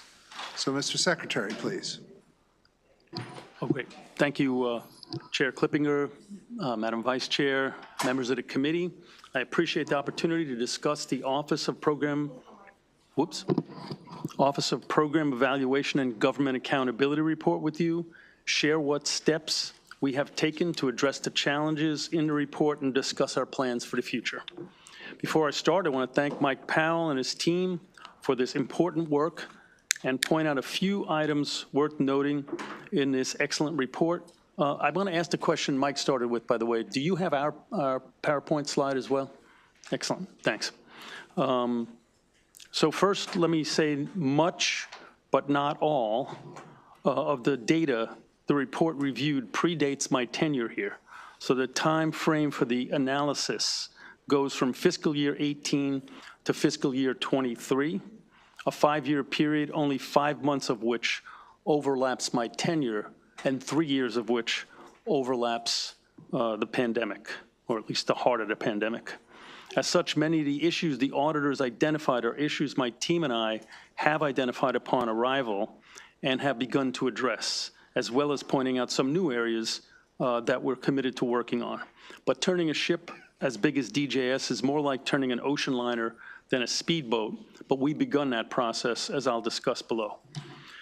Second, it's important to remember that the report focuses primarily on inputs, like whether we sent a youth to a particular program and we can track that in an automated way, and not outcomes, as Mike mentioned, like what rate youth are recidivating at and whether that rate is or is not improving. There's good news here. The good news is that we've continued to see a reduction in our reconviction recidivism rate for youth we divert. Those are the closed at intake and informals Mike talked about, youth who are placed on probation, and youth committed to our facilities who have returned home and are in aftercare. All of those rates are declining. So I want to go to slide 2 now. These are some of the initial steps we've taken. Let me start by discussing what we've done to identify and improve some of the items outlined in the OPEGA report. Starting around 2 years ago, I began what is so far 2 listening tours with my staff, youth, families, judges, prosecutors, and defense attorneys in every county in the state and in every facility we run. I heard over and over again that the services available to our young people had atrophied badly during the decade prior to 2023. When I looked at our budget during that decade, instead of strengthening the continuum of community programs available to help rehabilitate young people, the department returned more than $134 million to the general fund, or a little more than $13 million a year. So I spoke to Governor Moore about this. I said we need more programs and took immediate action. First, just sort of laying the groundwork, we received an $850,000 competitive federal grant to support our efforts to rebuild the community continuum. The grant provides technical assistance from national experts to help us conduct a service scan, identify gaps, evaluate programs, and create a feedback process for stakeholders regarding community-based services. Exactly the kind of stuff the OPEGA report focuses in on. Simultaneously, we established a position of Assistant Secretary for Community Resources. Previously, this role was buried in the department and focused primarily on finding residential beds like group homes for kids in need, but it was not a strategic position. Our Assistant Secretary started full-time in January and now is tasked with developing, supporting, and monitoring our full continuum of care in every part of the state. Although that took time, the service gaps were too significant to wait, so we took immediate action. In my first year at DJS, 42 kids under our supervision were victims or perpetrators of gun violence, predominantly victims. This tragic reality was obviously deeply concerning to me, not the least of which was because DJS had no specific programming to address gun violence. So we partnered with the National Institute for Criminal Justice Reform and the Annie Casey Foundation. NICJR had worked with Mayor Scott in Baltimore and had contributed to the design of the mayor's group violence reduction strategy, which in turn contributed to more than a 40% reduction in homicides in Baltimore City over the last several years. These organizations helped us analyze over 30,000 youth cases referred to DJS over the past 3.5 years, identifying key variables that separate the 98% of kids referred to us who are not involved in gun violence from the 2% of those youth who are involved in gun violence. We then used that data to create the Thrive Academy, and we used it to forecast which kids would need to go into this intensive community-based program to support youth at high risk of gun violence. Each participant's paired with a specialized DJS case manager, a life coach, many of whom are formerly incarcerated people who have lived similar experiences to the young people they serve. They develop, then the life coach and the case manager develop a life plan for the kid after meeting with them and their parents. That they talk to them about the ramifications of gun violence, including potential for imprisonment, harm they can cause to others, harm they can cause to themselves or that can come upon themselves, or endangering their own families. Together, they develop a personalized life plan, and we tie that to what we call a suitcase of supports for the young people. That suitcase includes stipend and employment with local employers or paid apprenticeships, assistance with attending college or vocational training, confidential relocation assistance if they or their families are in danger, trauma therapy, and opportunities for pro-social activities like civil rights activities or museum tours, or even things like hiking and camping. In the spring of 2023, the Moore Miller administration allocated $2.4 million in ARPA money to support the creation of the Thrive Academy. In September of that year, 2023, we launched Thrive for Youth in Baltimore City and Baltimore County, and then in early 2024, we expanded to Anne Arundel and Prince George's County. Together, these 4 jurisdictions account for 82% of the youth involved in gun violence in Maryland in FY23. We're now funding Thrive through monies allocated by the General Assembly in those 4 counties and expanding it statewide. To support this, we convened dozens of credible messenger groups interested in serving as life coaches throughout the state to provide them with technical assistance and help them understand the process of applying for a rate. Many of these folks are grassroots groups who, while they may be providing excellent neighborhood-based services in their communities, don't have a lot of experience in answering complex government requests for proposals. We've released 2 expression of interest so far and are in the process of onboarding new programs so we can go statewide. To support these credible messenger groups, we're developing a learning community where these grassroots organizations can learn and share best practices and collaboratively address challenges. We're working with philanthropy to fund this initiative, which we look forward to launching soon. Early results from Thrive are promising, although again, it's targeted at youth in the highest, with the highest likelihood of gun violence in our regions most impacted by gun violence. Around 2% of Thrive youth have been gun violence victims.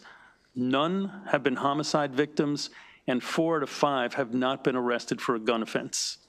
Several times during Thrive's first year, these credible messengers talked angry and upset young people out of enacting a reprisal when one of their friends was shot in the middle of the night. We're going to have an independent evaluation by the University of Pennsylvania, which was funded by the Casey and Pull-Up Foundations, which we'll publish on our website when it's available. Second, addressing the needs of girls, as you raised, Delegate Bartlett, Vice Chair Bartlett.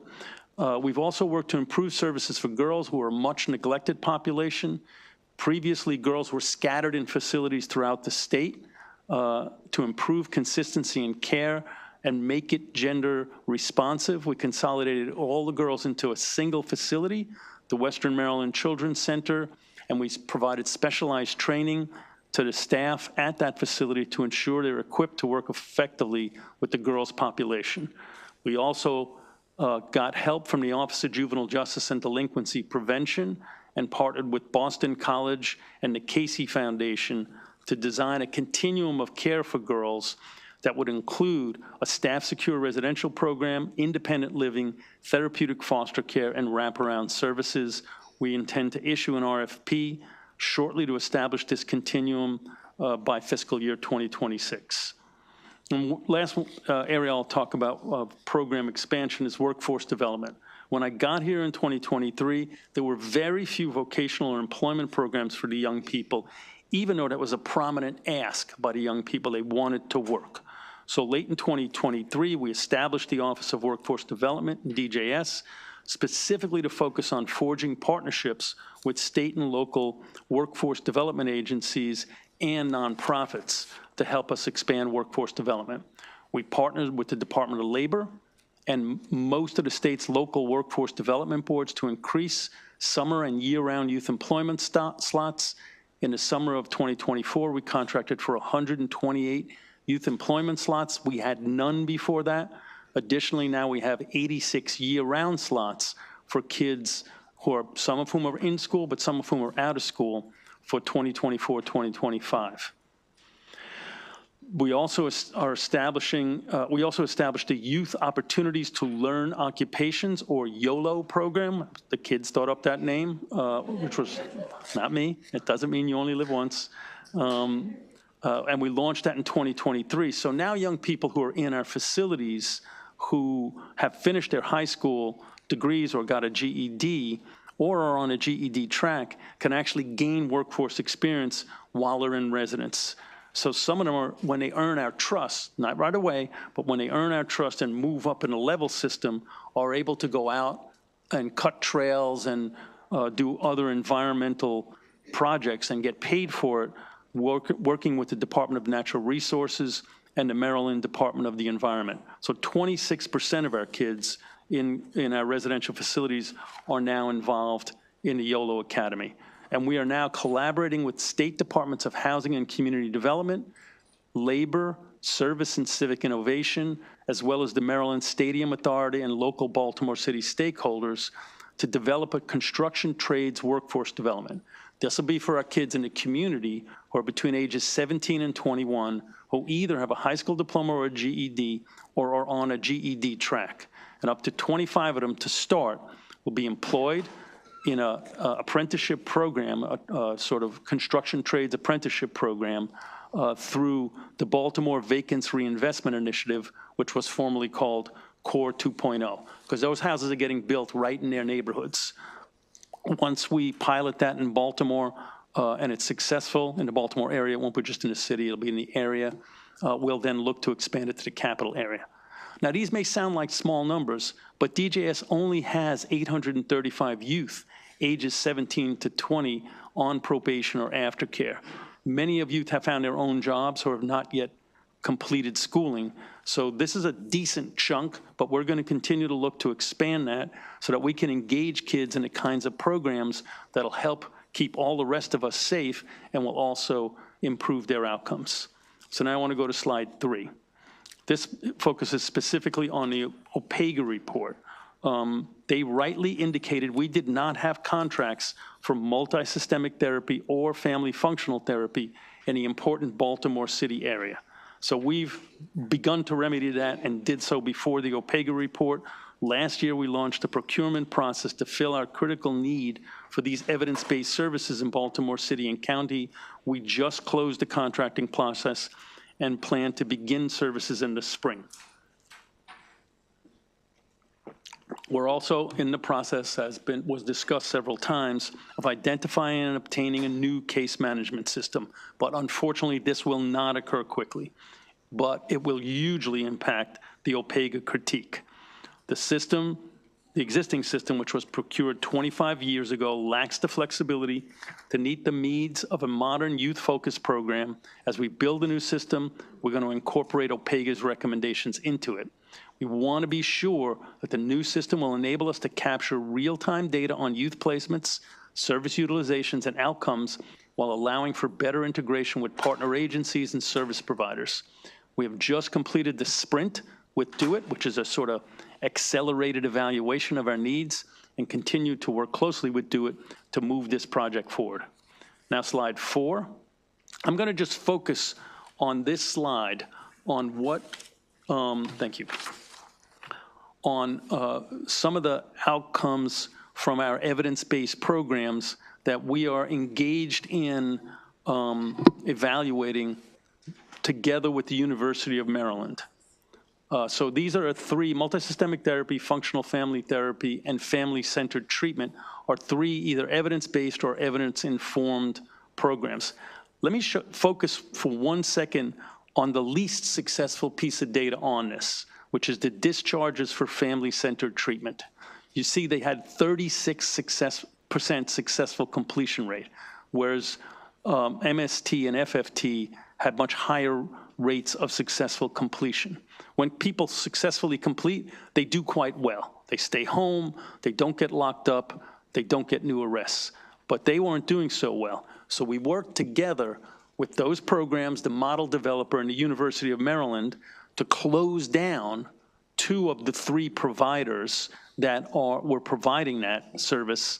And now we're bringing on new providers, again, in collaboration with the model provider and the University of Maryland. So I'm giving you this as an example of, yes, we evaluate the programs we fund, and when they're not up to scratch, we, after some consultation and some work with them, we'll terminate the contracts. So I want to share now what we've done since our briefing with the Senate Judicial Proceedings Committee on January 15th that affects some of the recommendations made by OPEGA. One is we've identified all the non-contracted programs our staff utilize and are in the process of adding them to our ASSIST database. So think of it like a drop-down menu. On that drop-down menu are the programs we contract with. If you have a kid, you divert that kid to a program, that's on the drop-down menu if we're paying for it. As OPEGA rightly pointed out, the Boys Club might not be on that drop-down menu because we're not paying the Boys Club. They will be on that drop-down menu before the end of this legislative session.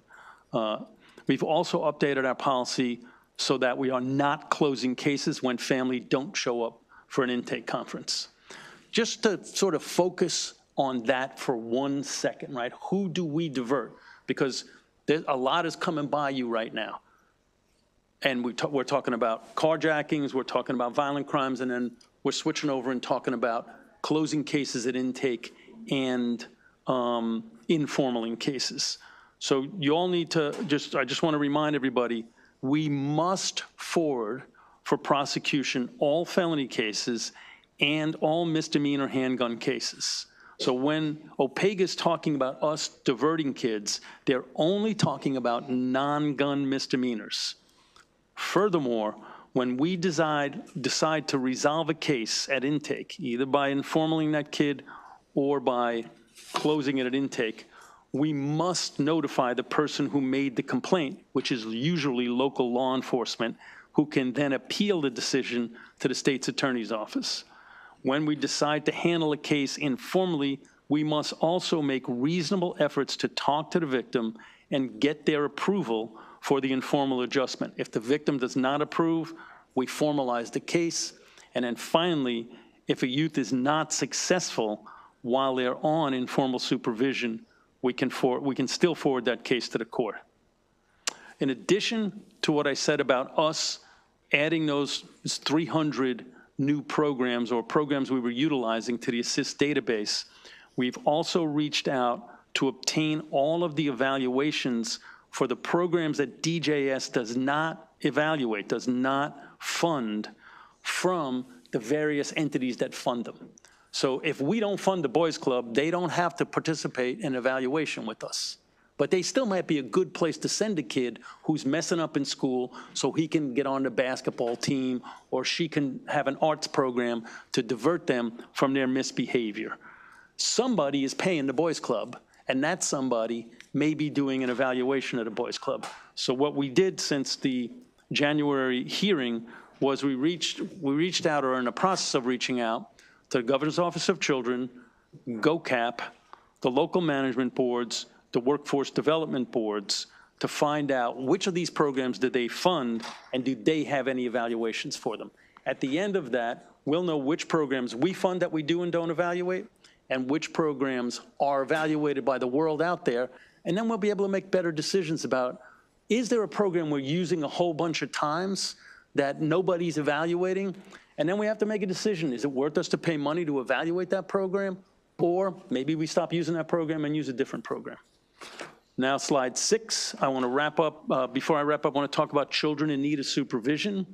Again, as Mike said, these are mostly kids who have committed an act that would not be an offense if committed by an adult.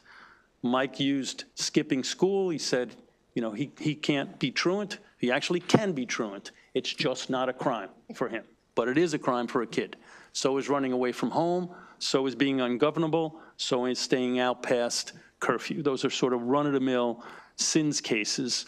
But then in 2022, the General Assembly changed the law around who could be arrested if they were under age 13.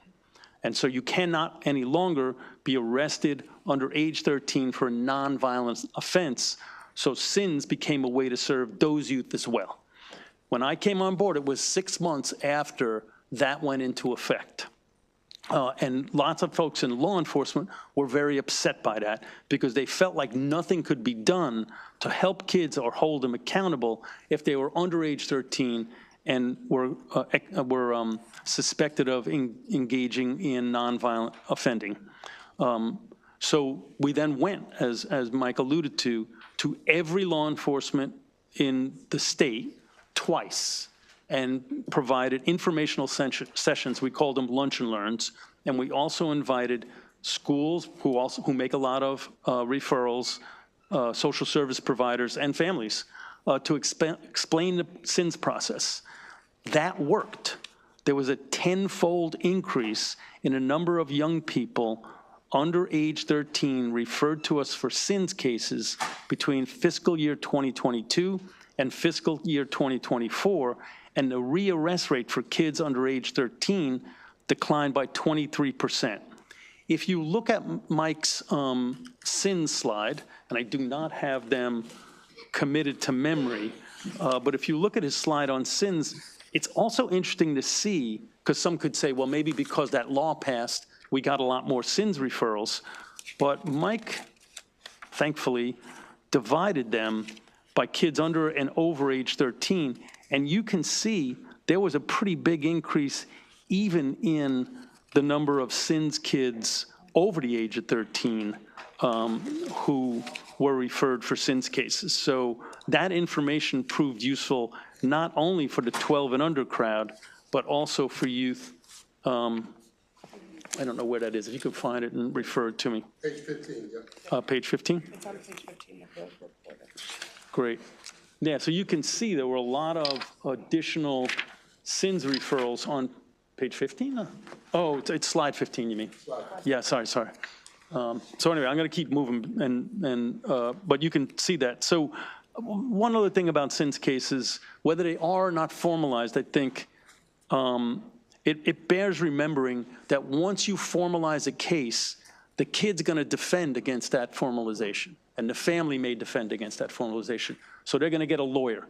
If we have a family where there's a problem, and if parents are willing to cooperate, the kid's willing to go to an anger management program, we don't need to formalize that case. We don't need to go into court. The kid doesn't need to sit in the waiting room at court with a bunch of other kids who might have stole a car or committed a carjacking and be exposed to that. We can just get them to treatment, and we don't have to formalize those cases. That's exactly why this department has the power to informally provide services. That's why you all gave us that power, so that we could get the kids the services they need without having to wait. It is wrong that we cannot quantify that the way we should be able to. That is, I absolutely agree with the OPEGA report on that, but that does not mean that those kids aren't getting services. So in conclusion, having inherited a continuum of community services with serious gaps, no programming focused on gun violence, very little vocational programming for a population that consistently indicates they want to work, underserving SINS youth, and with a system lacking in serious programmatic oversight and a modern youth case management tracking system, all of which the OPEGA report rightly points out, we have launched efforts in all of those areas, receiving additional funds from the General Assembly, ARPA, the Federal Office of Juvenile Justice and Delinquency Prevention, and the philanthropic community to expand our continuum and our programmatic planning and monitoring. We've taken significant steps along the path outlined in the OPEGA report. While we acknowledge there's still plenty of work to be done, we take these findings seriously and are moving swiftly and deliberately. We are committed to providing the youth in our care with the services they need to turn their lives around, enhancing both public safety and accountability in a way that, as Governor Moore has stated, is data-driven and heart-led.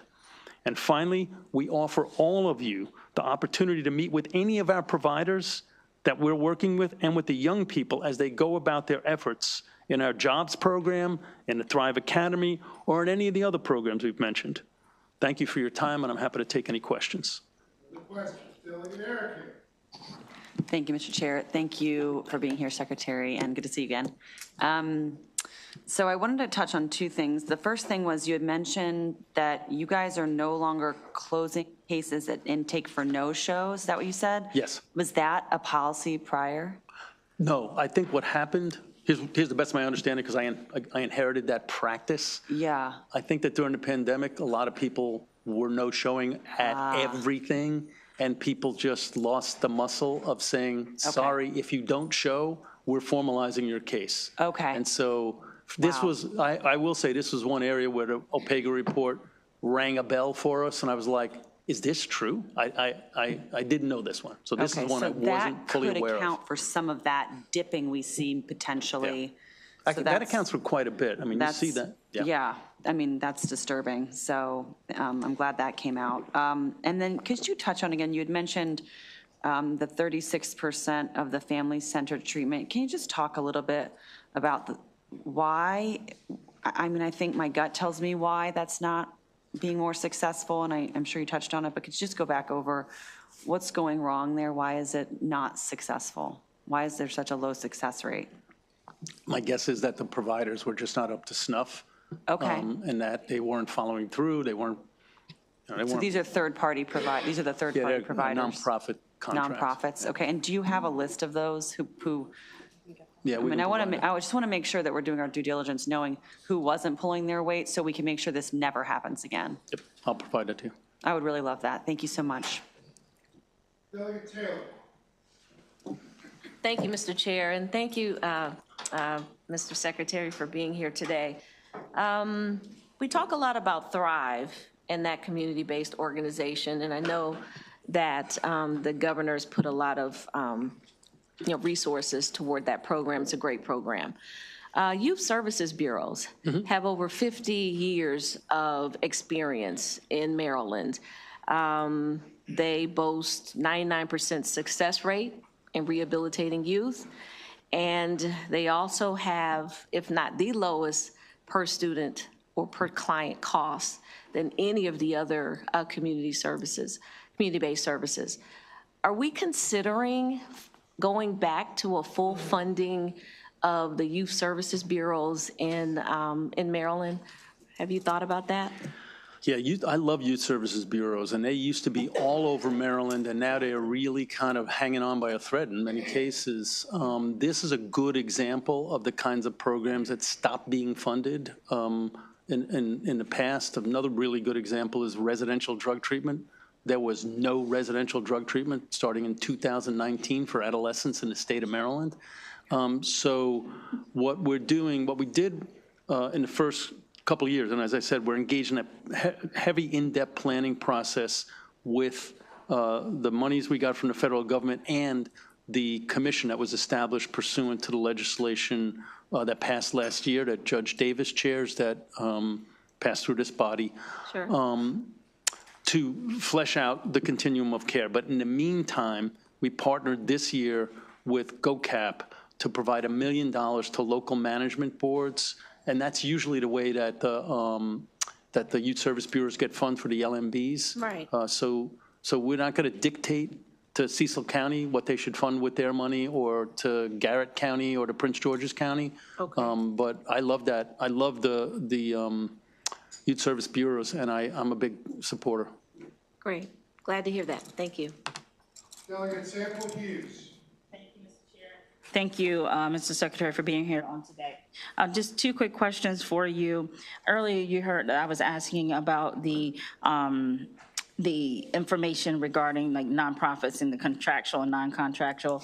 Will you have build out in this system of when those staffing levels drop below a specific ratio? Is that going to be something that you're tracking as well? Yeah, so we do have in our contracts, like with the Youth Advocates Program, YAP, or Choice, or these other places, we do have requirements that they have certain staff-to-kid ratios, case process ratios, and when they don't have enough staff, they don't get referrals. So we stop sending kids to them if they exceed that. Now, we do that even now. Okay, so you're already tracking that now. And then my second question is, any federal funds that your agency is getting, do you have a plan to address those, or like backfill those if we happen to have cuts in that area? Given the fact that I know you work with GoCap and all the other entities that help in the same mission, but if there's specific federal funds that may be in jeopardy, how do you plan to address that so we can still meet the needs of the kids? Yeah, I mean, we're very happy that we got that $850,000 competitive grant, but that's a one-time grant, and we already got it. so that we may not get stuff like that in the future, but the overwhelming majority of our budget is state dollars. Okay, all right, thank you. Yes, I forgot his last name, so I'm just going to call him Director Mike. The gentleman that spoke before you mentioned that for an individual, wait time between intake decisions and placement days by jurisdiction, Exhibit 2.11, and it looks like for sampled second-degree assault cases, it looks like a kid in Talbot County has to wait 55 days for placement, and you have to wait a similarly long time in Calvert and Washington and Kent and Garrett counties. So can you talk about the service, what you're doing to provide more resources out there for people who live in rural Maryland, be it on the shore or in Western Maryland, given that the previous speaker talked about how, you know, in my county, Montgomery, there may be a lot of different resources for kids, but not that many in other parts of the state? Yes, absolutely. Thanks for that question. We are looking to expand services really from the beginning to the end throughout the state. So some of that are the upfront diversion cases, SINs cases, let's call that the shallow end of the pool, right? Where kids are not yet that deeply involved, but maybe we have a real opportunity to keep them from getting that deeply involved. So that's what we're doing mainly through the local management boards and through the local workforce development boards. So again, rather than dictating to these various different counties what they should do with it, we're working in partnership to get them the funds so that they can fund services where we can then refer a diverted youth to, a SINs kid to, a probation kid to. Then on the other end of the spectrum, on like areas like the Thrive Academy or employment for kids on our caseloads, we're very specifically looking for vendors and training vendors throughout the state so folks in rural areas have access to a Thrive if they have a kid in high risk of gun violence, for example. Internally, we've established last year a rural services work group amongst our case managers who are in those areas, and they've been also knocking on the judges' doors and talking to the stakeholders there so they can advise us as we build out our continuum. So we're doing a bunch of things to get more services to rural communities. Thank you, Mr. Chair. Thank you, Mr. Secretary. Delegate Tomlinson. Thank you, Mr. Chair. Secretary, I was looking at the presentation from the last speaker, the OPEGA presentation, and when on one of the slides that showed the SINs referrals and was showing the different counties, I noticed that the third lowest was Howard County, which is the sixth most populated county. Second lowest was Anne Arundel County, fourth most populated county in Maryland, and the lowest was Harford County, the eighth most populated county in Maryland. So why do you think the referrals are down so much, especially in some of these counties that have the most population in our state? I think a couple of reasons. One is they didn't think anything was going to happen when there was a SINs referral. I mean, and I think that because I've talked to law enforcement in those areas. They're like, why bother? And so that's why we did. None of this accounts for those lunch and learns I talked about. So you look at this and imagine a tenfold increase. My bet is that's disproportionately happening in the counties that never referred because they literally didn't know how. And when we did these lunch and learns, it wasn't just, here's a sort of general overview of how to do it. If we went to Harford County, which we did twice, we gave them a sheet that had the name, phone number, and email address of the person to contact. So it was very real per county. And that's, I think, partly why we had such a large increase, not just in kids under 13, but in kids over 13. Can I ask a follow-up, Mr. Chair? Thanks. I completely agree with you. Last year, we had a judge from St. Mary's County, which I think on that graph, on that report was the fourth lowest. Yeah. And he said pretty much exactly that he stopped using the SINS referral process because he thought it was just a colossal waste of time. And I've heard the same thing from members of law enforcement from my county and other counties.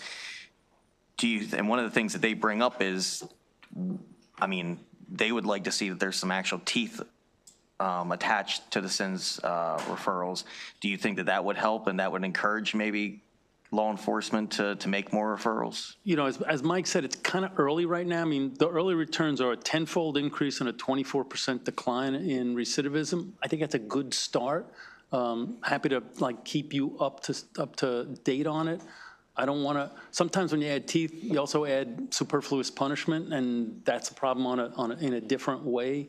So right now, I think, you know, we're moving in the right direction, but I'm happy to continue to provide you guys with information, and you have to make what policy decisions you make. Okay. Thank you, Mr. Chair. Thank you. Thank you, Secretary. And I'm going to talk about SINS. And I want to thank you for meeting with myself and Delegate Boyce about some very specific SINS cases in our district, which informs my evaluation of what's being presented. So one question is, when you talk about this reduction in recidivism of young kids, are you actually tracking the SINS referred children and the recidivism of those specific kids? Tracking, say it again? The SINS referred children. Yeah, So absolutely. So the reduction is in the kids who have been referred. I think that 24% figure is just all kids under age 13, but that's the overwhelming majority going to be SINS because you can't prosecute them for anything but a violent offense. But if you want a breakdown of just the recidivism changes of kids under 13, I'm happy to give that to you. Of the SINS, I would be very interested. Of the SINS in the cases. SINS referred. Thank Sure. you very much. And you said that you're no longer, if a parent or if there's no intake, a no-show at intake, is that true also for SINS referrals? That Yes. Okay, Will. that's great. I appreciate that. And then for these younger kids who I think, if they're referred to SINS, there's a likelihood they've engaged in criminal behavior, and which I think for very young kids is an indication that there may be some serious problems. Are there specific things that you're doing in determining how to resolve the SINS petitions for these younger kids, like checking school attendance or checking with other agencies? What are you doing specific to this younger SINS population? I see the question. Yeah, so they have a meeting with the, when we do the intake, we sit down with the young person and their family, talk about what we plan to do, get their buy-in as much as we can. Sometimes we don't get buy-in, but the mother tells the kid to do it anyway and gives them that lecture that I think somebody asked about. And then we follow up. And the follow-up's now documented because Yeah, it's in the case notes. I don't think it's yet documented in a way that Mike could go in there and pull it. And my final question, I'm sorry, Chair, thank you for being indulgent. When I looked at the most recent data guide, FY 2024, the percentage of SINS cases resolved is 80%, which is basically the number in Director Powell's report. Is there a way to break out the younger kids? Because to me, that indicates similar behavior, which is just, you know, resolving them without necessarily having an intake interview or any kind of follow-up. So I just, it worried me to see the same percentage in the last. Yeah, I just double check this with the person who actually knows the answer to this question. It's Kara Annenson here, who I didn't introduce, our head of legislative affairs. When we resolve, we have an intake as well. We have an intake meeting to resolve or to informal, But is or there to a formal. follow-up? I thought there was no follow-up if it's resolved. There's no supervision. There's no Doesn't- supervision. Right. Doesn't mean I can refer you to the boys club and call the boys club and find out if you did it. I would be interested in speaking only for myself, and for that category of young kids, really being able to capture what is happening. Thank you so much. Thank you, Chair. Thank you, Mr. Chair. It's great to see you again, both of you. I feel like I should be on your nerves now, and I think I missed a meeting with Pogue this week, but we'll make it up. But I thank you. I wanted to hear, based on our previous conversations, what it is that you're doing to move things along, because I know we put everything down at your doorstep, like you did it, and it's all about you. But it isn't. Some of it is about us. and the opportunities we have. So some of the questions have been answered, but let me start with the education piece, all right? So we've spoken about what happens to our young folks when they actually are in the system and what happens to them in education, because we know they have been going by houses versus skills and needs. But I'm gonna come back to that because we know that's a problem, and we know that has a lot to do, is that right, with funding and getting teachers and all of those things? Somewhat. What is the problem? Because that's not effective to have children who are different ages, different issues, and they're all being taught the same way because they're in a particular house. So now you're talking about in the residential facilities, sometimes kids go to class not by grade level, but by the unit. I'm in unit A, I'm going to go with her. She's at the 12th grade reading level, and I'm at the 6th grade reading level. So in some of our facilities now, that no longer happens. But in some facilities, we haven't gotten there yet because they're very small facilities, which is a good thing, right? It's good not to have a big prison. It's a 28-bed facility. And sometimes me and her are fighting, and I'm fighting with him over there too, nothing personal. And so that limits where I can go. And so sometimes I can't, even if we're in the same grade level, I can't be in the same unit as him without getting in a fight because we were gang members on the outside and, you know, et cetera. So we're working with the Juvenile Services Education Program and our staff to work that out, but we have increased the number of kids going to class by grade level and no longer by the unit they live in. I just don't want to tell you it's all done yet because it's not all done. But we will continue to work on that and talk about funding or whatever is necessary so that that can happen. All right, and Delegate Embry just talked about SINs and your monitoring, but here's a hole that I'm seeing. What happens in any piece of the process in terms of asking questions about where the young folks are, whether they're young folks or they're older teens, where they are, where they were in terms of their schooling when they come to you? Because that's an important piece to understand. Does that come into play at all when you're thinking about programs that you're putting these young people into? Does it come into play? And I remember when Delegate Kaufman asked the question when you first arrived about monitoring people and how we process young people with disabilities, and just processing that at the beginning of any conversation with our young folks and their parents, understanding if there's a disability, whatever it is, where that child is, where the child is in terms of learning, because truancy, we know, is a piece of the problem. We understand that is a piece of what moves young folks into to gangs and other aberrant behaviors. So how does that fit now at the very beginning of this process and throughout? I think this is one of the areas where the juvenile system, while imperfect, has a real advantage over the adult system. I used to run probation in New York City. I had 30,000 adults and 2,500 kids on my caseload. When we were dealing with the adults, we really weren't worried about what schools they were going to. When you're dealing with the kids, that is their number one job for most of them. Some of them are 18, 19, and 20, and they're not in school anymore. But for most of them, job one is go to school. And so that's what the courts require of us. If the kid doesn't go, we go back to court and we tell the judge the kid's not going to school. But also, we're trying to get them what they're supposed to have in school. And sometimes that means interacting with getting them evaluations like they're supposed to get, right? Staff are trained. And what they need. Right, and staff are trained in advocating on behalf of the kids. And sometimes that means sitting down with the young person and their family and saying, he's skipping school, we found out, we heard from the principal, we heard from the assistant principal, or he's getting in fights in school, and we need to hold him accountable for that. Sometimes that means the kid's gonna get charged with a new crime or revoked on probation and be held in custody till the judge makes up the decision. So it's more individualized than it was for the adults when I was running the adult system. I'm not saying anything about Maryland's adult system. I don't have experience with that. But in my system, in the system I'm involved in here, get to school is the #1 thing for most of the kids on our caseload.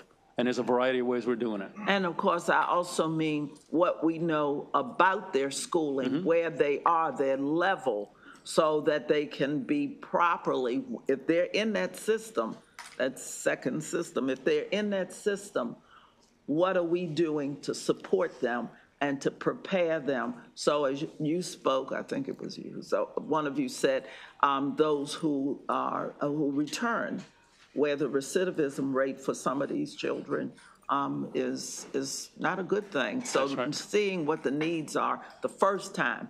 So my last question, when you said you take a look at those programs for which you're paying and those programs for which someone else is paying, and you can assess whether they are being successful or not. If the other ones, we know what you'll do on the ones for which you're paying, but if the other ones aren't, can you just tell me a little bit about what that looks like in articulating that discussion, that conversation? If you know there's a program out there that is not working for the children. Right. So that, as we did with this program I identified on this slide, we will work with that program. We're not going to fire them on the first bounce, right? We're going to say, what's the problem here? How come the kids aren't completing it? Are there ways we can provide you with technical assistance to improve? Because frankly, procurement is really difficult in this state. Once you decide you're going to go a different way, it can take a year to get a new program up online if you're hurrying, right? Yeah. But also, we want to be fair with them like we would be with an employee who's not, producing up to snuff. Doesn't mean you get to stay with us forever, but we don't fire you the first time you mess up unless it's something really serious. So we work with them, as we did in this case. We work with their, there's what they call a model provider. So in that case, there's an entity that helps them provide and maintain integrity to their model. We work with them to try to get the programs to perform as we would expect. When they didn't, we ultimately got rid of those 2 programs, and now we've brought 2 more programs on. Thank you. Thank you, both of you. Thank you, Mr. Chair. Thank you, Chair, and thank you, Secretary, for your sincerity. This issue means a lot to me. I'm the only member of this institution who was tried, convicted, and incarcerated as an adult while juvenile, so I take this to heart. I wasn't picking on you before, though. I know. I'd take you to dinner before I'd fight you. We're all brothers and sisters, and that's why we're here today working on this issue. It means a lot to my constituents and everyone in this room. 3 things turned my life around: a stable family, intensive counseling, and workforce development. It looks like you have the issues of meeting with the families under control and the counseling component. It sounds like the workforce development is in flux and being developed. Is there a chance that myself and some of my colleagues here can tour what is being implemented on workforce development? I cannot emphasize this enough, that young adults need to get up every day and go to work and have purpose and meaning, and workforce development is a key component of it. I'm very much interested in this. Absolutely, and I will say on the Senate side, Senator Salling, Johnny Ray Salling, has also offered to introduce us to the union at the port to see if we can get, because they have good apprenticeships at the port. Like, those are real money jobs, right? And we've worked with the Carpenters Union. They're open to kids doing carpentry apprenticeships. And in relatively short order, if you play ball, you can get, become journeymen and become union members. And those are lifetime jobs for some of these kids. So absolutely, I'd love to have you come down. Once it gets up in place, please contact me. Will do. Thank you. Thank you, Mr. Chair. And I'm going to try to do these real quick. I want to be clear. SINs, there is no finding of delinquency, correct? Correct. And why does that matter? As part of the process, because it's a process. Why does that matter? Well, skip that. Do you maintain recidivism rates for those who are formalized versus those who have been referred to SINs? Yes. Can you provide that information to us? Yes, I can. Okay. Something struck me in slide number 8 for the Opega report. And so this is the question that I would ask, and you may have to come back to me. Are recidivism rates less in Montgomery County as a result of informalizing a larger percentage of cases and formalizing a smaller percentage of cases, right? And also by referring more cases one way or the other. Right. Do you know what the percentages are? No, but I can get back to you. Can I just say one other thing about that? Because I partially agree with what Mike said and partially disagree. So I think the main thing he pointed out was that some counties just have more programs for us to refer kids to. So that's why they may be getting informaled rather than closed at intake. The other thing that I think is probably a decent size factor is some counties also have a lot of diversion programs outside of DJS. So we're not the only people who can divert. Police can divert. And so if Montgomery County's already diverting a whole bunch of kids themselves, and I don't know this for a fact, but if they are, that we would have diverted, then we're gonna informal more cases, because the already easy to divert cases are gone. They never show up at our doorstep. And so that may be a reason why we don't close so many kids at intake in Montgomery County and instead informal them. Understand what I'm saying? I do. Is it possible to close cases at intake even though I have referred them to a program? Yeah. Oh, absolutely. We do it all the time. So I look at my county, right? The informal is low. The closed at intake is really high, the percentage. Right. What is happening with those children? Man, I don't know. I'm definitely going to have to get back with you on that specific question. I think I'm going to try to make this my last question. Where does a program like JOINS, which is in Baltimore County, fall into this spectrum? Right. One of the concerns that I know our police department raised is that they would have fewer children participating in JOINS if they did not go through a formal, or let me say it the right way, if they didn't have the threat of formalizing those children. Right.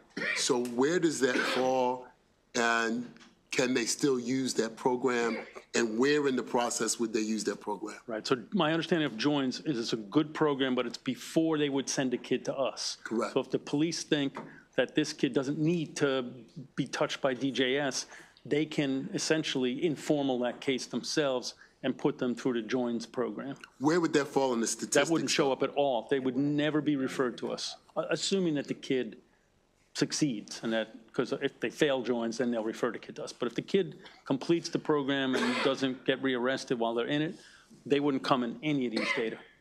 But if they were involved in something, they're younger than 13, it wasn't violent, it wasn't a gun, the police department would say, well, I don't have that as a threat, and so therefore I can't have the children participate, or the parents may not go along with the children participating in JOINS. Where do we go with something like that? And they can refer them to us as a SINS case. Okay. All right. Thank you, Mr. Chair. Thank you. Thanks for being here, Mr. Schiraldi. I want to talk about a serious issue, and one that's a little bit uncomfortable, but we've been talking about it for 5 years, and we're still talking about it, unfortunately. It's the issue of sex offenders in schools. We first tried to deal with the issue by getting alternative placements for sex offenders. Then it was found we needed to get alternative placements for juvenile sex offenders. We passed the bill last year. We thought we had nipped the problem in the bud, but it turns out not all sex offenders are treated equally.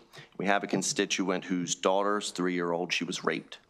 Her assailant, the offender who was convicted, did not go on the the offender registry, it turns out only certain rapes are included. The ones not included, for example, criminal 3307A3, engaging in sexual conduct with another if the victim is under the age of 14, and the person and the offender is at least 4 years older than the victim. So the offender who raped a 3-year-old was immediately placed back in public schools. Your agency has come out against fixing that. Can you talk about why the administration's okay with that? I don't think the administration's okay with that. We talked with the bill author about that. I am the bill author about. That's my bill. Oh, on the Senate side, sorry. About ways we thought that the bill could be improved, and I'm happy to sort of sit down and have that same exact meeting with you. Well, I feel like we're paddling water here. There's a giant loophole in the law. Rapes, not all rapes put people on the juvenile sex offender list. Raping a 3-year-old is not a reportable offense. Your testimony in several occasions has said you don't want to reform reportable offenses at all, and you say that schools are aware of these issues. In the example I'm citing, the parent actually had to call the school system and say, by the way, did you know this kid raped my 3-year-old? And the school system said, we had no clue about that. And come to find, there's even a bigger loophole. The juvenile registrant list, which we added onto the juvenile bill last year, we thought this was like the fix.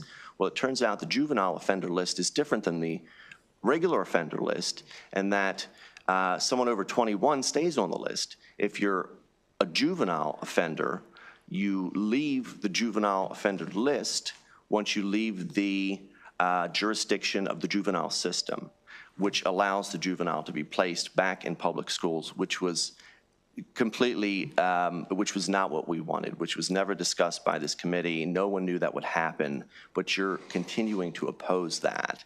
And I hate to talk about this issue, but I think we really need to bring this issue home and be done with it. So why are you so steadfast at opposing any kind of reform when we're clearly trying to get to the goal of alternative placements for really egregious sex offenders?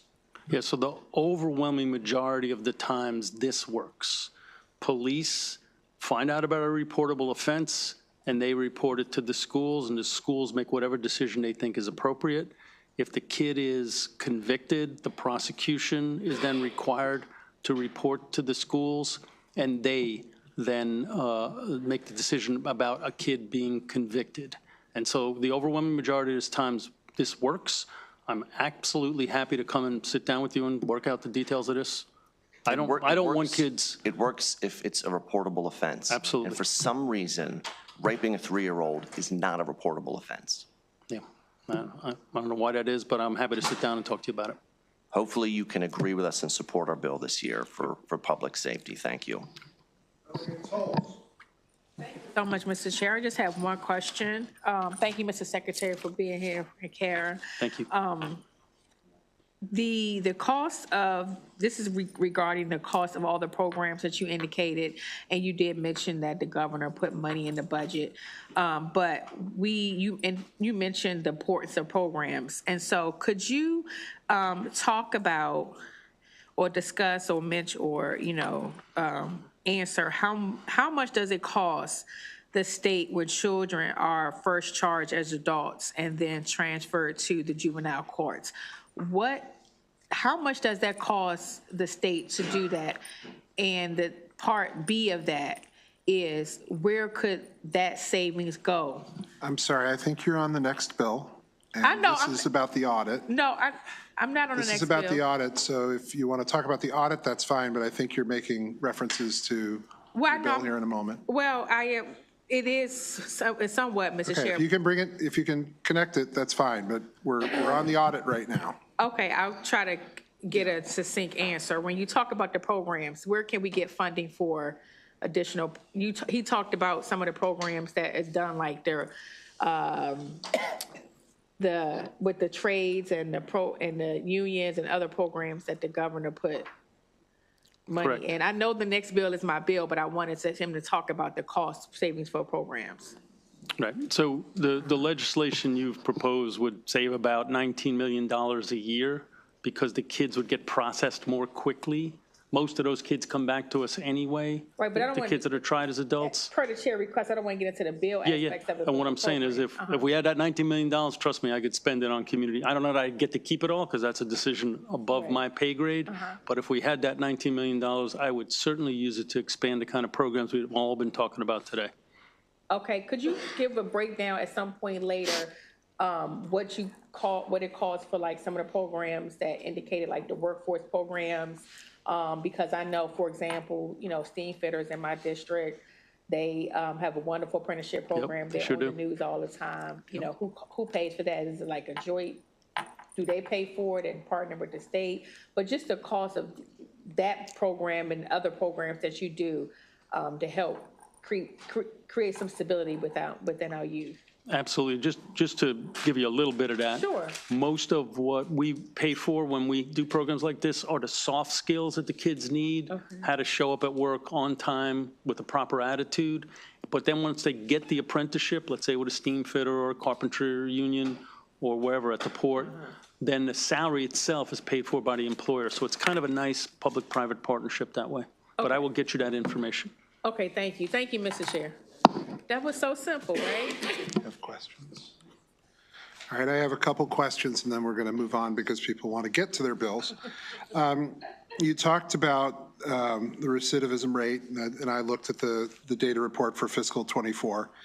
And one of the questions that comes up a couple times is you look out 3 years from the time that they were initially brought into DJS supervision. Is that correct? As much as 3 years. I think it's like 6 months, 12 months, 24 months, 3 years. So 36 months.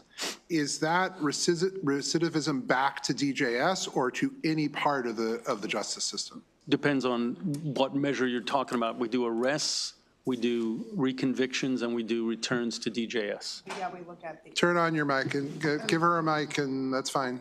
We do look into the adult court record as well. Okay, That's so what it's you're not asking. just DJS. It's not just DJS. It looks We for it. have access to DPSCS records and see if they have any adult convictions as well. And 36 months later, in the report, in the data sets from last year, showed a rearrest rate of about 60% from 36 months from people in fiscal 2020 to fiscal 23. And then from fiscal 21 to fiscal 24, it was 57.8%, about 58% both years, about a 27% reconviction rate. So those are relatively stable, not a whole lot of movement in the long term. Has the department looked to going beyond 3 years and going to, say, 5 years, or going to when they turn 25?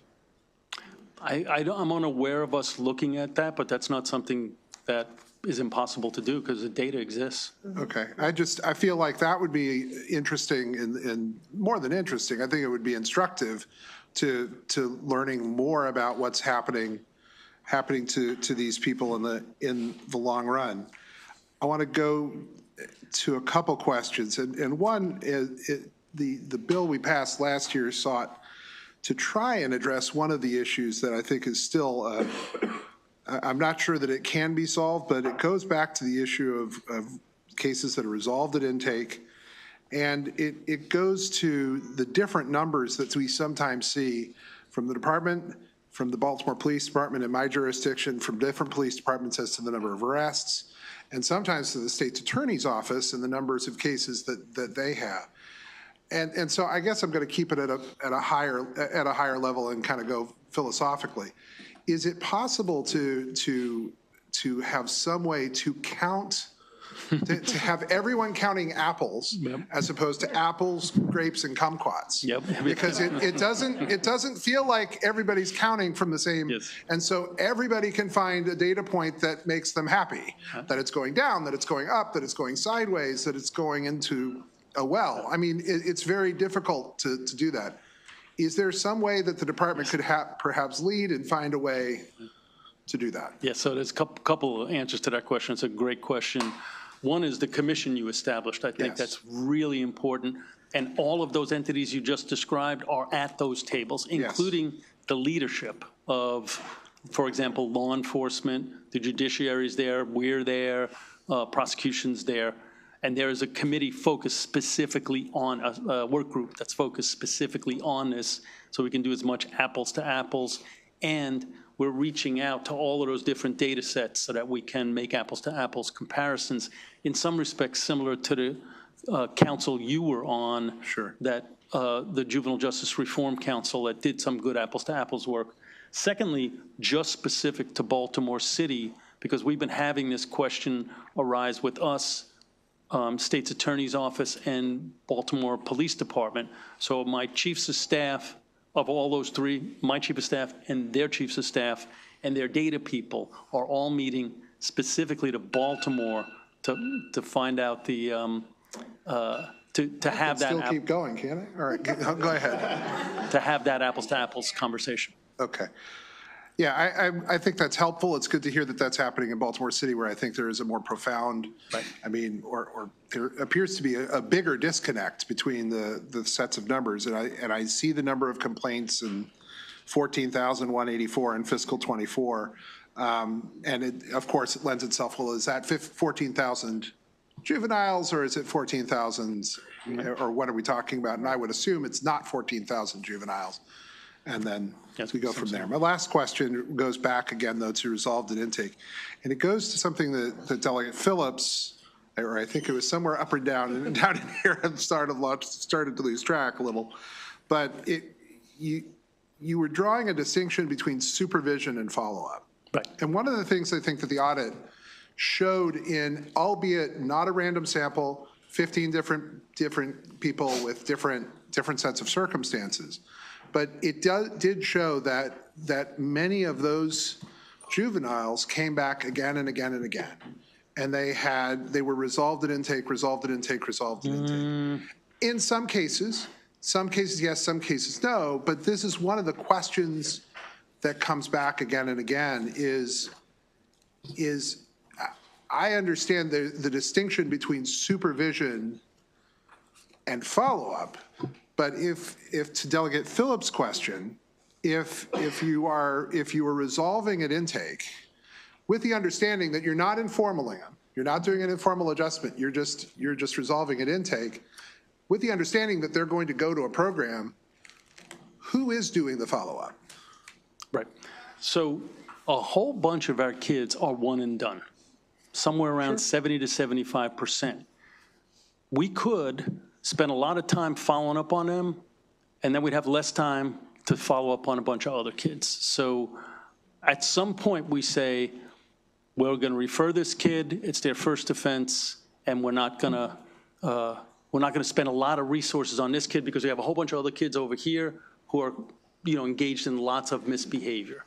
But since you pointed us to this, right, let me just look at the very first case on page 48, because this is a report focusing on DJS, one might be sort of tempted to conclude that these pages about these kids are talking about DJS behavior. Right. Some of this is DJS behavior, but a whole bunch of it is not DJS behavior. So let's look at the very first kid in this thing on page 48. 12-year-old, he's arrested for stealing a car. He gets formaled. That's us.